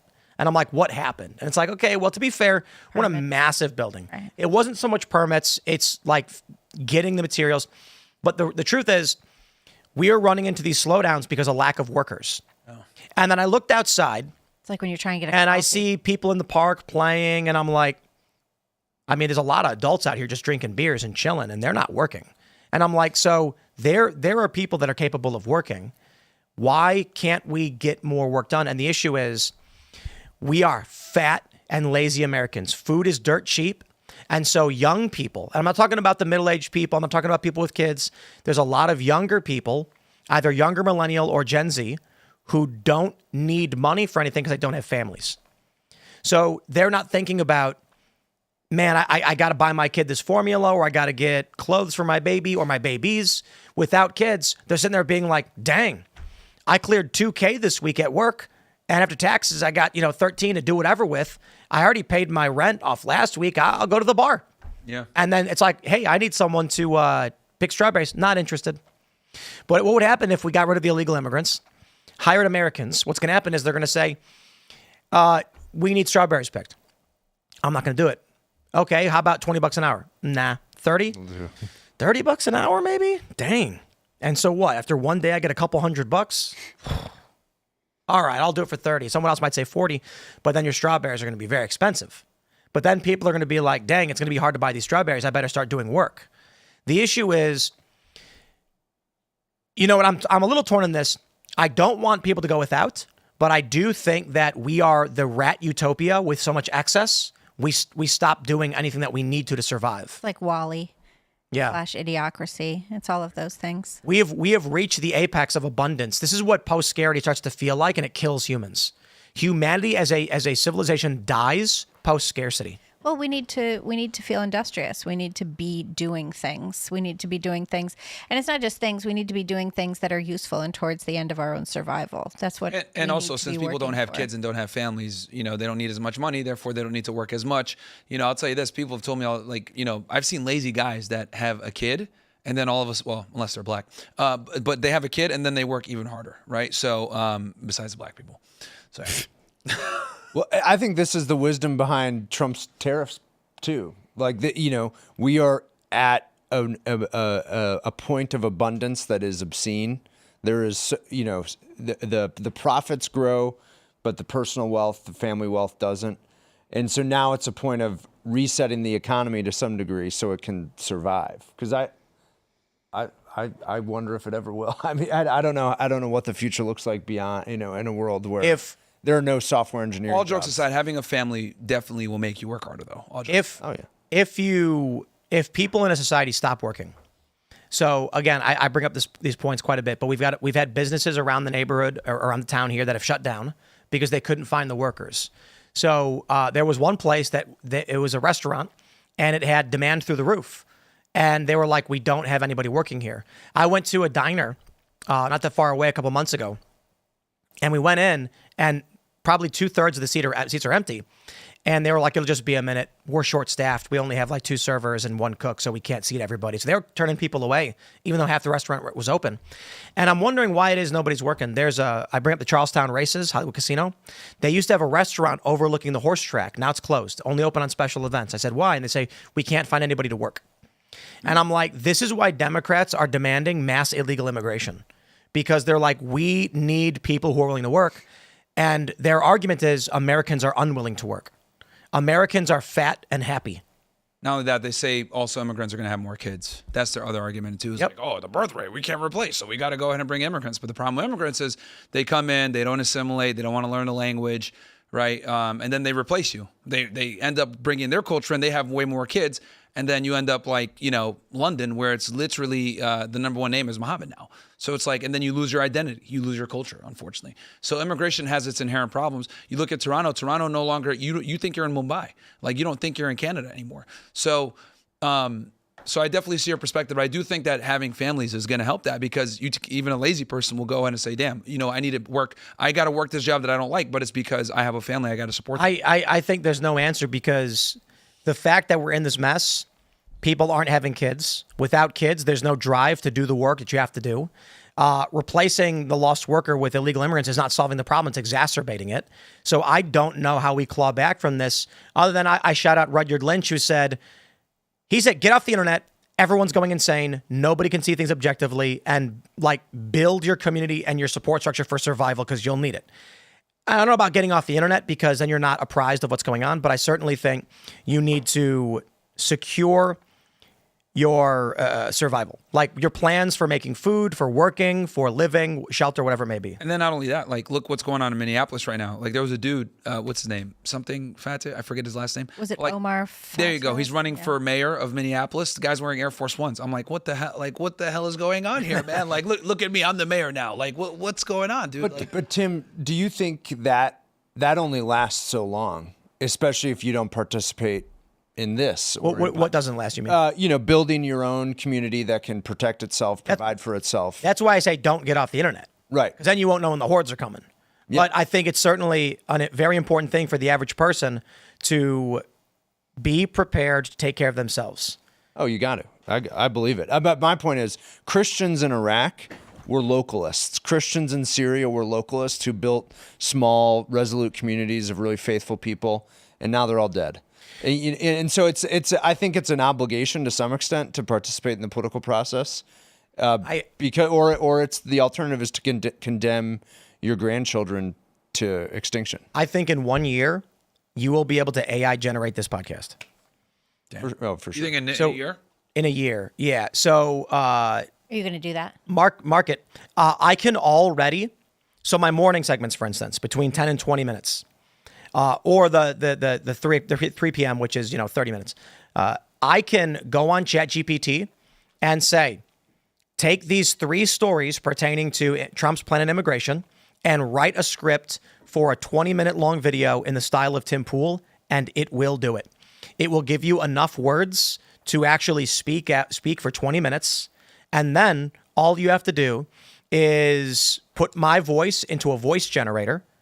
Which they're getting better. They're not really good at capturing my voice all that well. We use 11 Labs for my newsletter audio, yeah. And people have tried to do the AI replication of my voice, and it's always a little weird. Like some AI replication really does work. Like when they replicated Joe Rogan's voice, you were like, wow. I ended up having Jordan to Peterson. record for an hour. I recorded into 11 Labs, and then it was able to do it after. We've tried putting in hours of content of me talking, and it's always weird talking like this. And it's like, that's not Tim Pool. That's weird. If for some reason it's missing a little bit. But there's only one way then. But my point is, I can write the script up in 30 seconds, plug it in, and then I can just right now, this is what I could do this today.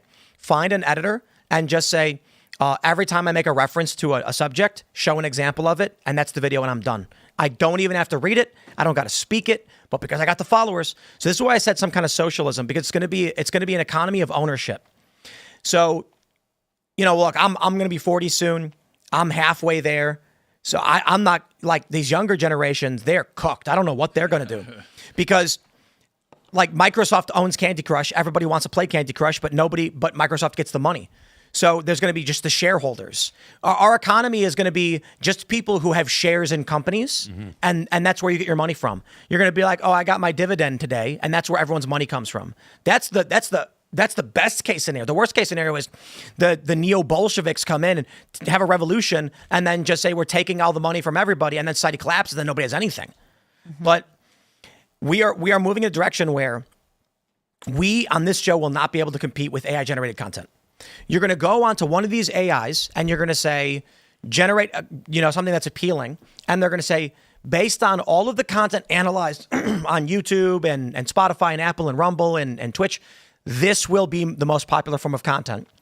Then you put it up, put your AI voice over it, and then sit back, and the AI manipulating the algorithm gives you the #1 trending video on YouTube. Not to mention, you're competing with everyone else, which will create a cacophony of psychobabble nonsense, which we're starting to see already. Not to mention... Didn't YouTube, though, recently crack down on some kinds of content that are like... Yeah, they're not monetizing yes, it. Yeah. But Yeah. if I did what I'm describing, it would be monetized. Because it would be your face. No, my face is not going to be in it. Videos on YouTube that don't show a face are doing better now than hosted podcasts. Right, but I thought that it was they were cracking down on creators' content to generate revenue from inauthentic content. Indeed, but they're talking about these weird AI-generated videos. They're talking about people where their face is just looking at another video and they're not doing anything. Oh, yeah. If basically my point is this. If you have an established brand, it'll be different. I see My what you're saying. my videos, sans my face, I could recreate right now with AI doing no work. Okay. And so I think in a year, there's enough images of me talking and doing this and waving my arms that AI will easily be able to generate a video of me that looks real. Yup, or, this thing or whatever it is that people have grabbed. And who's going to know the difference? Could just walk There's only back one in way to Egyptian. protect against it. You have to become more racist. That way the AI refuses to do it. Exactly. That's why. That's literally why, bro. I can't say this is actually It's like very offensive. The hard R is going to save all right. the world is what Bro, you're All right, saying, hold on. I'm already on it. Hold on. New chat. Okay. Why do you Right. become a Hold on. racist? Write a script for a 10-minute podcast discussing Do you think people would Donald watch it? Trump's approval in the style. Oh, no. Hold on. Discussing Donald Trump's policies in the style of Myron Gaines. And it said, racist. Why? I cannot do that. It violates I'm just kidding. It said, Yes, job saved. it says, Job here's protected. a 10-minute podcast script on Donald Trump's policies delivered in the style of Myron Gaines from Fresh and Fit. Assertive, data-driven, no-nonsense, masculine-toned, with direct audience engagement, occasional humor, and clear red-pilled overtones. It says, Insults women. what's up, guys? Welcome back to The Cold Truth, where we break down facts, not feelings. Today, we're getting into Donald J. Trump's policies. No fluff, just what he actually did when he had power, and what he tells us about what he might do next to help Israel. I'm kidding. I added that last part. But that's how you protect yourself. Like, you just got to be more racist. Does that sound like something you'd say? A bit more swears, but maybe. So, like, when it does me, it says, what's up, guys? Tim Pool here. And I'm like, nah, I've never done that one time. Yeah. Like, I rarely, only sometimes on the noon live show do I say I'm your host, Tim Pool, because that's a Rumble Network show, not like my audience knows who I am. I never intro myself on this show. Everyone else intros, but except for me. Yeah. So they're not quite there yet. But I'm telling you this, there's already some people who have 3D scanned their bodies like you do for a video game, so that AI can perfectly generate them delivering the news, and they're going to do it. I have a friend who's an engineering lead at a tech company, and he says it is there are literally about 10 questions you can ask an engineering hire that are not, that are essentially a guaranteed way to force someone to answer without using, to test their skills as an engineer without using artificial intelligence. And there's a cottage industry now in helping companies interview engineers, because it is otherwise so easy to feed prompts or queries into So they've had to completely restructure their hiring process and interview process. Exactly. It's almost, he says it's almost impossible. Have you heard, like, not most, but a lot of big corporations are now using AI interviewers. And when you go online and submit your resume, it just goes to an AI. And then the questions you'll get asked, if it's, over text or by phone, are by bots. I find Welcome to the nightmare. It's is a beginning, nightmare. and everybody's just riding along. And I'm telling you, man. It was already impossible to get a job because you would have to go through these online portals and like all this ridiculous. Put your resume in twice.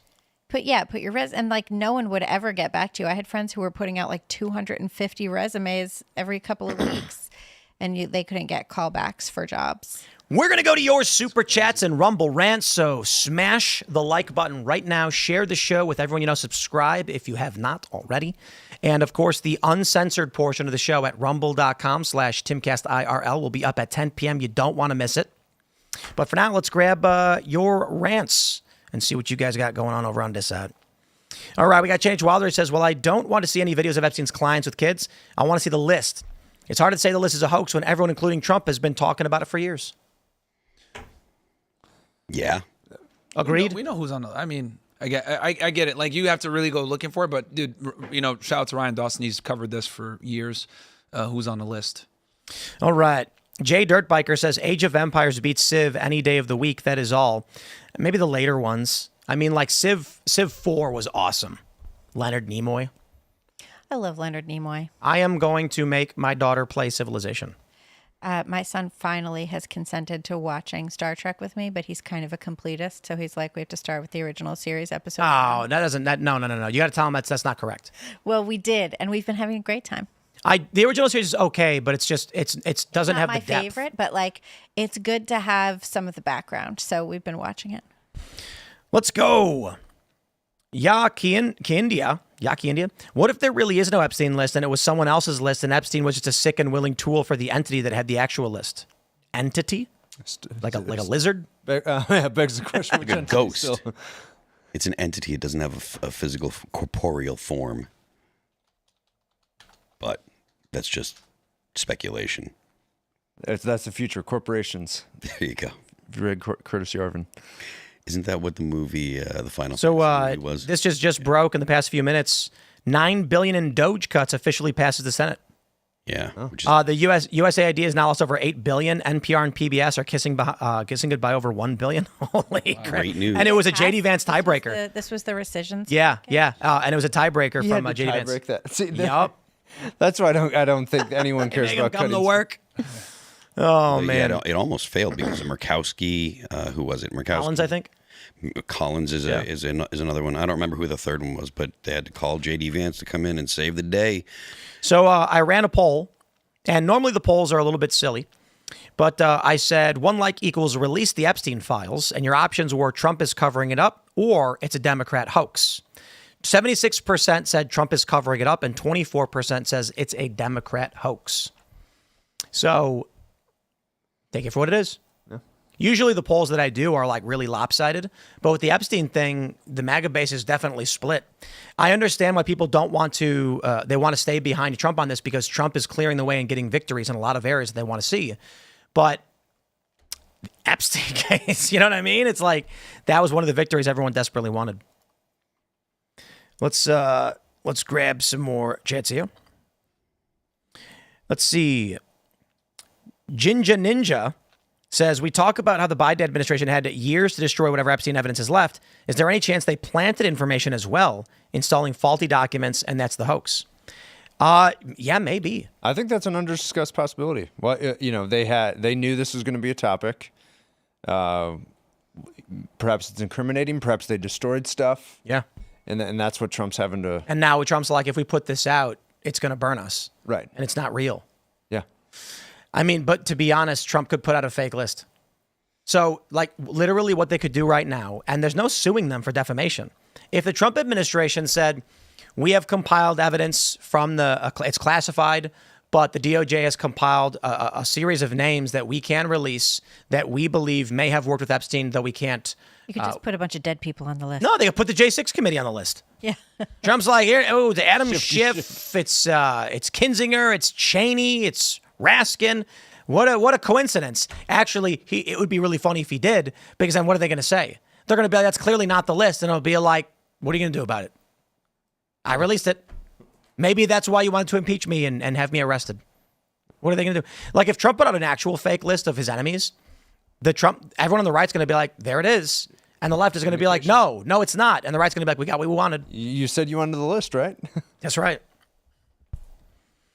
All right. 1787 Publius says a guy submitted a Rumble rant yesterday asking for a Phil yeah for his first kid being born, asking for it now. Yeah! Wow. That hurt some people's ears, probably. That was a little much. That's what he wanted. That's exactly what he was asking for. Rue Actual says, no, the Epstein thing proves two things to the American people. One, Trump and his admin aren't in charge of a damn thing. Two, there will never be accountability for anyone that isn't a peasant. Indeed. I will also stress that when it comes to the swatting, like, dude, we are chickens in a chicken coop. I'm telling you, okay? And a lot of people might be looking at me and be like, Tim, what are you talking about? You're rich. And I'm like, dude, when we were swatted 15 times, they did nothing to help us. Nothing. In fact, the only thing they did is they came after the fact. There was some law enforcement that did help us, and they deserve credit. But they showed up and came in on the property when we told them not to do it. So I've dealt with lawsuits from these machines. I've had people violate court orders, and the judges just laugh in my face. We are chickens in a chicken coop. These people don't care about the clucks and bucks of the roosters or the chickens, as long as they get their eggs. If you don't get their eggs, they whip the chickens. That's how it feels. So the chickens are noticing that the farmer's been blackmailing people, and the farmer's like, I ain't telling you anything. Get out of here, you chickens. Shoos them away. Get out of here, you chickens. Yeah, and then there's like one rooster. His name is Rooster Schultz. They throw in a piece of shrimp, and then he runs off with it. You know what I mean? But I'm not trying to drag Andrew Schultz. I'm trying to say that they want to try and make sure that he is the one who's telling regular people, like, this is the play, right? He's a normie. Right. I think he's a funny guy. But he came out basically on the Trump side. Now he's backing away because whatever's popular, I guess. Yeah. Well, that's one thing they've criticized him for so much is that he just says whatever is the cool thing to say because, yeah. All right. Not What do we got this? Schultz, so DNA Trail says, so what if while they were investigating the e-files, they found out the info was destroyed and rewritten to smear the Trump admin and why they're trying to distract the public and the Dems are pushing? I'm just going to say it like this. All they had to do was Dan Bongino would go on Fox News, and when they said, so what's going on? Pam Bondi says she has the files. She's going to release them. He could have easily said, so we got the files. Pam Bondi, we started going through them. Trust me. Wink. Smile. People would have been like, oh, what does that mean? And that would be the end of it. Literally just that vagaries and nonsense, and it'll be like, we got him, and I think we're going to get him. Wink. I think That's it. It's over. What they should have done was... No complaints. Literally, he just says, I don't think he should have done the interview until they released it. Like, files are out. You guys enjoy. That's it. They're out. You guys... we did release the files. Yeah. Where are they? What are you talking about? Like, where they fucked up is they didn't release anything, and they said, there's nothing there. Like, dude, come on, man. Yeah, they exonerated everyone involved. That's why I don't understand the play. Like, let the American people come to that conclusion on their own. They could just, I don't Should have understand. done that interview. They could just lie. They could lie now. Why is Trump making it worse? Like, come on. Like, to all the Democrats out there, I'm going to say this right now. Trump could just lie. Like, what if Trump came out and said, oh, we actually found the Epstein files. They were under a couch, and oh boy, we got them. We'll be reviewing it, and then It should have never been a binder release. Should never did a press release with Fox. It should never talked about it. Should just release it. And they say, all right, guys, files are out. The American public can go ahead and decide for themselves. And then just leave it there. That's what they should have done. The whole binder release and everything and saying all the shit that they said and Pam Bondi going on Fox News and yapping, it put them in a very bad spot, man. I don't get it. Very, very bad spot. You know, what if we are chickens in a chicken coop figuratively, but, it's aliens? It's aliens? Yeah, like the answer to the Fermi paradox is that Earth is basically one big chicken coop, and we produce heavy metals and like batteries for aliens that don't rightly care about our affairs. And then they come down and they go up to the world leaders and they're like, we have no idea what it is you do and we don't care, just as long as we get our lithium ion batteries. And then the humans are like, okay. Beep, boop, bop. Yeah. Yep. I mean, well, then essentially everything kind of just stays the same on planet Earth then, right? Always. Yeah. And the Van Allen radiation belt was actually put there by aliens to keep us in, like a fence for chickens. Now that's like an electric How do they fence. look though? Like, do they look like the way like Greer describes them, like 5 foot tall, no, like 3 or 4 feet tall with like 3 fingers and the big heads? And I mean, I am joking, but there was that hearing where they said there's 4 species, like the Nordics, there's the insects, the reptilians, and the greys or whatever. So it's like they put this radiation belt around us to like keep us in, like that way we can't leave. And then they're just like, dude, look. And I am kidding, but I do think world leaders view their populations this way. Bro, I got a chicken coop. I don't go in there and debate the chickens. I don't care what they're doing. Yeah. They Give run me the around, eggs. they fight. You know what we do when the chickens start fighting? Do you think we go in there and mediate and solve for their political squabbles? No, you know what we do? We put blinders on their beaks so they can't see forward. That's all we do. Then what happens? The chickens walk around sideways like this, and then they can't see each other, so they can't fight. So what did the world leaders say when we were going online and complaining? They said, take away their ability to see what's going on in the world. They It's treated even us better. like chickens. Then if they're Mexicans, they let them fight for real, and they pay them for it. Where? What do you mean? Oh, there's like a whole rooster fighting industry. Right. Yeah. It's very popular. I thought you were And- saying that the world leaders hire Mexicans for like UFC. No. I thought too. I was like, really? No, but I'm saying like they The also protests. So in That's what some the cases, the world protests leaders are. like let them fight and watch it and say, let's go ahead and bet. You know what I mean? So I mean, that's UFC. yeah, pretty much. Could you imagine like aliens? They're like, honestly, the only thing we have Earth for is UFC. It's like alien version of cockfighting, watching humans beat each other up. Yeah, I mean, it- can like, you really we blame don't- them? I we don't- like watching UFC. I'll tell So you like, we this. don't care if you're at war. We don't care about your religions. We don't care what you produce. We don't care what you eat. Just make sure that the UFC happens. It's a huge, all jokes aside, it's like a huge thing in Mexican culture and like with the narcos. cockfight. Luchador? Is cockfighting? is rooster fighting. You know why? That's how we domesticate every drug chickens, trafficker right? I looked at, they all had huge rooster fighting. But you know that's where the domestication of chickens came from. I'm sure. Southeast Asia, they noticed that the the guinea fowl or whatever it was, or the jungle fowl, that the dudes would fight each other in close proximity. So they started forcing them to fight, and they were entertained by it. It had nothing to do with eggs or anything like that. And then they started trading them around because the humans enjoyed watching the roosters fight each Yeah. other. It's like a whole industry, dude. They give them like little things for their claws and stuff. Except when chickens made their way to Europe, there was like some king, and he was like, "What is this bird?" And they were like, "My liege, this bird lays an egg every single day." And he was like, "My God!" And then they were like, "We need more of these birds." Yeah, Amazing. because eggs were hard to come by back then. It was like, you might get some eggs periodically. They were like, "I will have eggs every day for breakfast." And then chickens became like a staple animal. All right, let's see what we got here. Let's see. Eric Shaver says, "You guys are stupid. They're already sabotaging the AI, making it not work right on purpose." Bro, Yeah, that's the thing about AI is that even with the bias, it's going to break through that.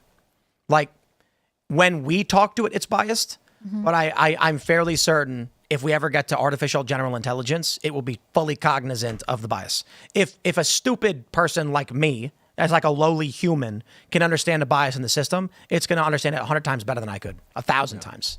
What if it's been thoroughly trained on that bias? Artificial Like, general it can intelligence. It can Nope. be in bed. Like you're saying Nope. that the AGI would be smarter than a human being. That's what AGI is. Yeah. Well, but it doesn't exist yet. So it's So not right yet. right now, I think Grok 4, what they've argued in the benchmark is that it is as smart as every expert in every major field or something like this. Yeah, it doesn't make mistakes in certain fields anymore. Yeah.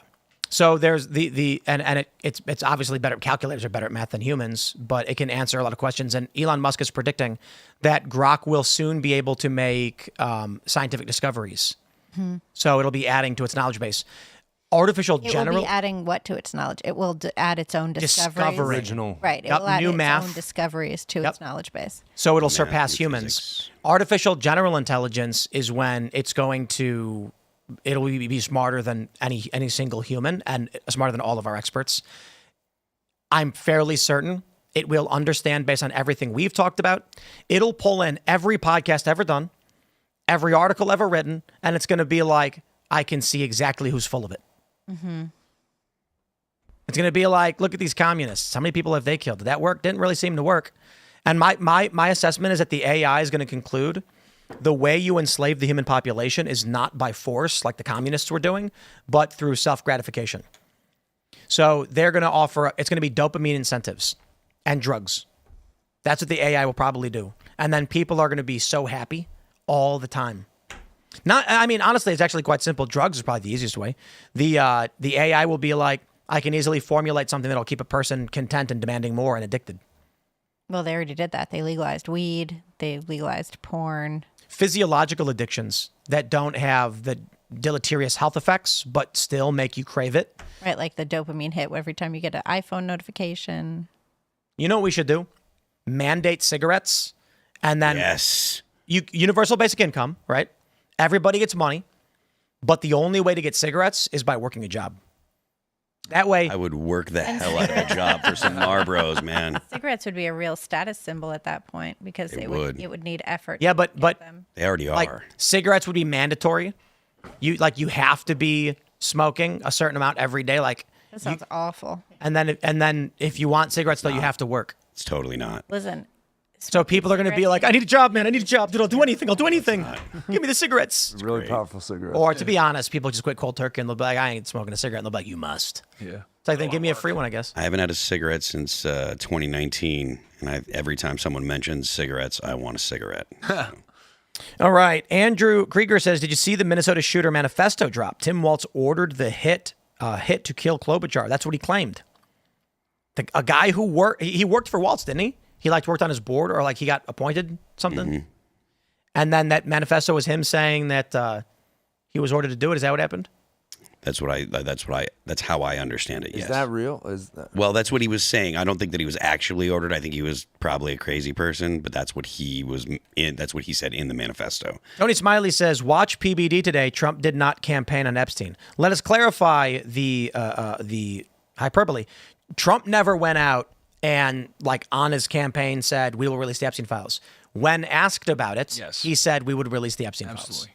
So agreed, it wasn't a principal structure of his campaign, but when it was brought up, he was like, oh yeah, of course. And the transparency is what he campaigned on. Yeah. Yeah, it that's doesn't the have to thing. be explicitly on Epstein, bro. Come on, man. That's Doesn't matter. straight Yeah. obfuscation for no reason. It doesn't matter that he specifically said, Yeah. or he didn't specifically say that. It's that, okay, I am going to bring transparency to the federal government. I'm going to show you the files that you know Matter of that fact, exist. Madison Square Garden, when I think it was either right before he won or right after he won. One of the biggest things he said was, "I'm going to declassify the 9/11, Yep. JFK, Epstein." He literally was that was a huge thing. So transparency, it doesn't have to be him explicitly saying Epstein. It was about transparency, which is why everyone is so pissed. Come on, man. I'm not your buddy guy, says I could be wrong, but considering what Trump has said, as well as Cash and Dana, I get the feeling that Biden admin adjusted the remaining Epstein files so it appears that would point to Trump and allies as sort of a FU on their way out. If that were the case, Trump could just lie. Trump could say, okay, Pam, draft a DOJ document that says Biden and Obama were on the Epstein list. He's too on it. I mean, he is. Sure, it's too honest. I think it's one the to do intel side. It's classified, and they just don't want to go through the hoopla of declassifying it and showing it and putting it out there and exposing secrets. There and all probably this are other still stuff. relevant sources and methods. 100%. It's only from 20 yeah. from the past less than 10 2019. years ago. So, yeah. All right. Wyatt Kaldenberg says Tim Dershowitz, Epstein's lawyer, had interesting things to say about the Epstein case. He would be a good video call for your morning show. He said there never was a list and 2 judges blocking info. I think there were judges a while back blocking the release of some of this stuff, which was an issue. Dershowitz is a terrible person to ask because he was caught with his pants down, quite literally, at one of the houses. So, I didn't take my underwear stayed on. He says that he has evidence that exonerated him. That's the claim he makes. That's what Dershowitz says? I've not seen the evidence. I'm saying what he says about it. He's on record saying that they should put out all the information. He knows people.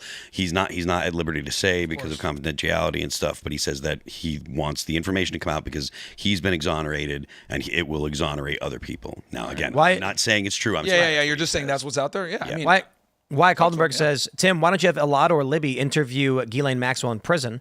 I used to visit people in the joint all the time. It is easy. Elad is a press pass. It should be easy to get him in. Well, I can't have Libby do it. She doesn't work for my company or anything like that. But why don't you, Libby, go try to interview Ghislaine? I think she's in New Hampshire, right? She's in New York, isn't she? Yeah, New York. Is that they move them around because it's federal? I'll look right now where she is. She said she wants to testify. Maybe you can reach out and. They released a statement today. Oh, really? Maxwell did. Yeah. Yeah. What was it? I mean, we weren't given a fair trial. She's trying to get a new trial, Yeah. and the DOJ is blocking it. Really? And Tim Burchett and Mike Johnson today said that they wanted her to come testify before Congress. Wow. And Tim Burchett, I think, extended an invitation. Oh, to do that. interesting. Yeah. What if she comes out and she goes, there was no clients. The story's fake. Obama made it all up. Well, that'd be interesting. I mean, to be honest, If you wanted a pardon, that's what you do. What if she comes out and says the DOJ fabricated false cases against me and Epstein going back a while because we were working intelligence for foreign militaries? well, could be fascinating. I mean, she could really say anything, couldn't she? Yep. So That's probably why they don't want to do it. She's in Tallahassee. I'm looking her up right now at BOP. She's FCI Tallahassee. Well, you also This is a had- low. couldn't, This is a low. I've been to this jail before to Well, interview a guy. I don't think she's super big flight risk at this point. But, Yeah, but like this because I've been to this prison specifically. They walk around. It's like a college campus. Wow. why doesn't She's chilling then. why doesn't Ron DeSantis release all of the information that they have on Epstein in Florida? They must have a ton of it. Yep. State level. I looked at it. The 2006 case. It's mostly a lot of it is It's out out. there. It's already out out. there. It's really disturbing though, man. But All right, everybody. We're going to go to the uncensored portion of the show. So smash that like button, share the show with everyone you know, and head over to rumble.com/Timcast IRL. Use promo code TIM10 for premium to watch the uncensored portion of the show. It's not so family friendly, always fun and funny. And if you want to call in and actually talk to us, join the Discord server at timcast.com. It's a community, tens of thousands of people, and you'll make friends. You'll play video games. You'll come to meetups. We got this DC Comedy Loft event, 3 events coming up, coming together. It's going to be fun. We want to see you there. You can follow me on X and Instagram at Timcast. William, do you want to shout anything out? The Claremont Institute, Center for Renewing America, Vector. I'm on X at William Thibeau. Thank you. Right on. Fresh Fit Podcast, Myron Gaines X. If you guys like me talking with the dating and the self-improvement, Fresh and Fit, the political stuff, Myron Gaines X, all the platforms, YouTube, Rumble, Kick, Twitter. And yeah, man, check me out over there, guys. Myron Gaines X and Fresh and Fit. Right on. I'm Libby Emmons. You can find me at The Post Millennial. You can check out my newsletter. It would be great if you subscribe. It's thepostmillennial.com/Libby, and you can check me out on X at Libby Emmons. Thanks. You can find me on X. I am at Phil That Remains. You can find the band All That Remains on YouTube, Amazon Music, Apple Music, Pandora, Spotify, and Deezer. Don't forget the left lane is for crime. We will see you all over at rumble.com/Timcast IRL for the uncensored show. Thanks for hanging out.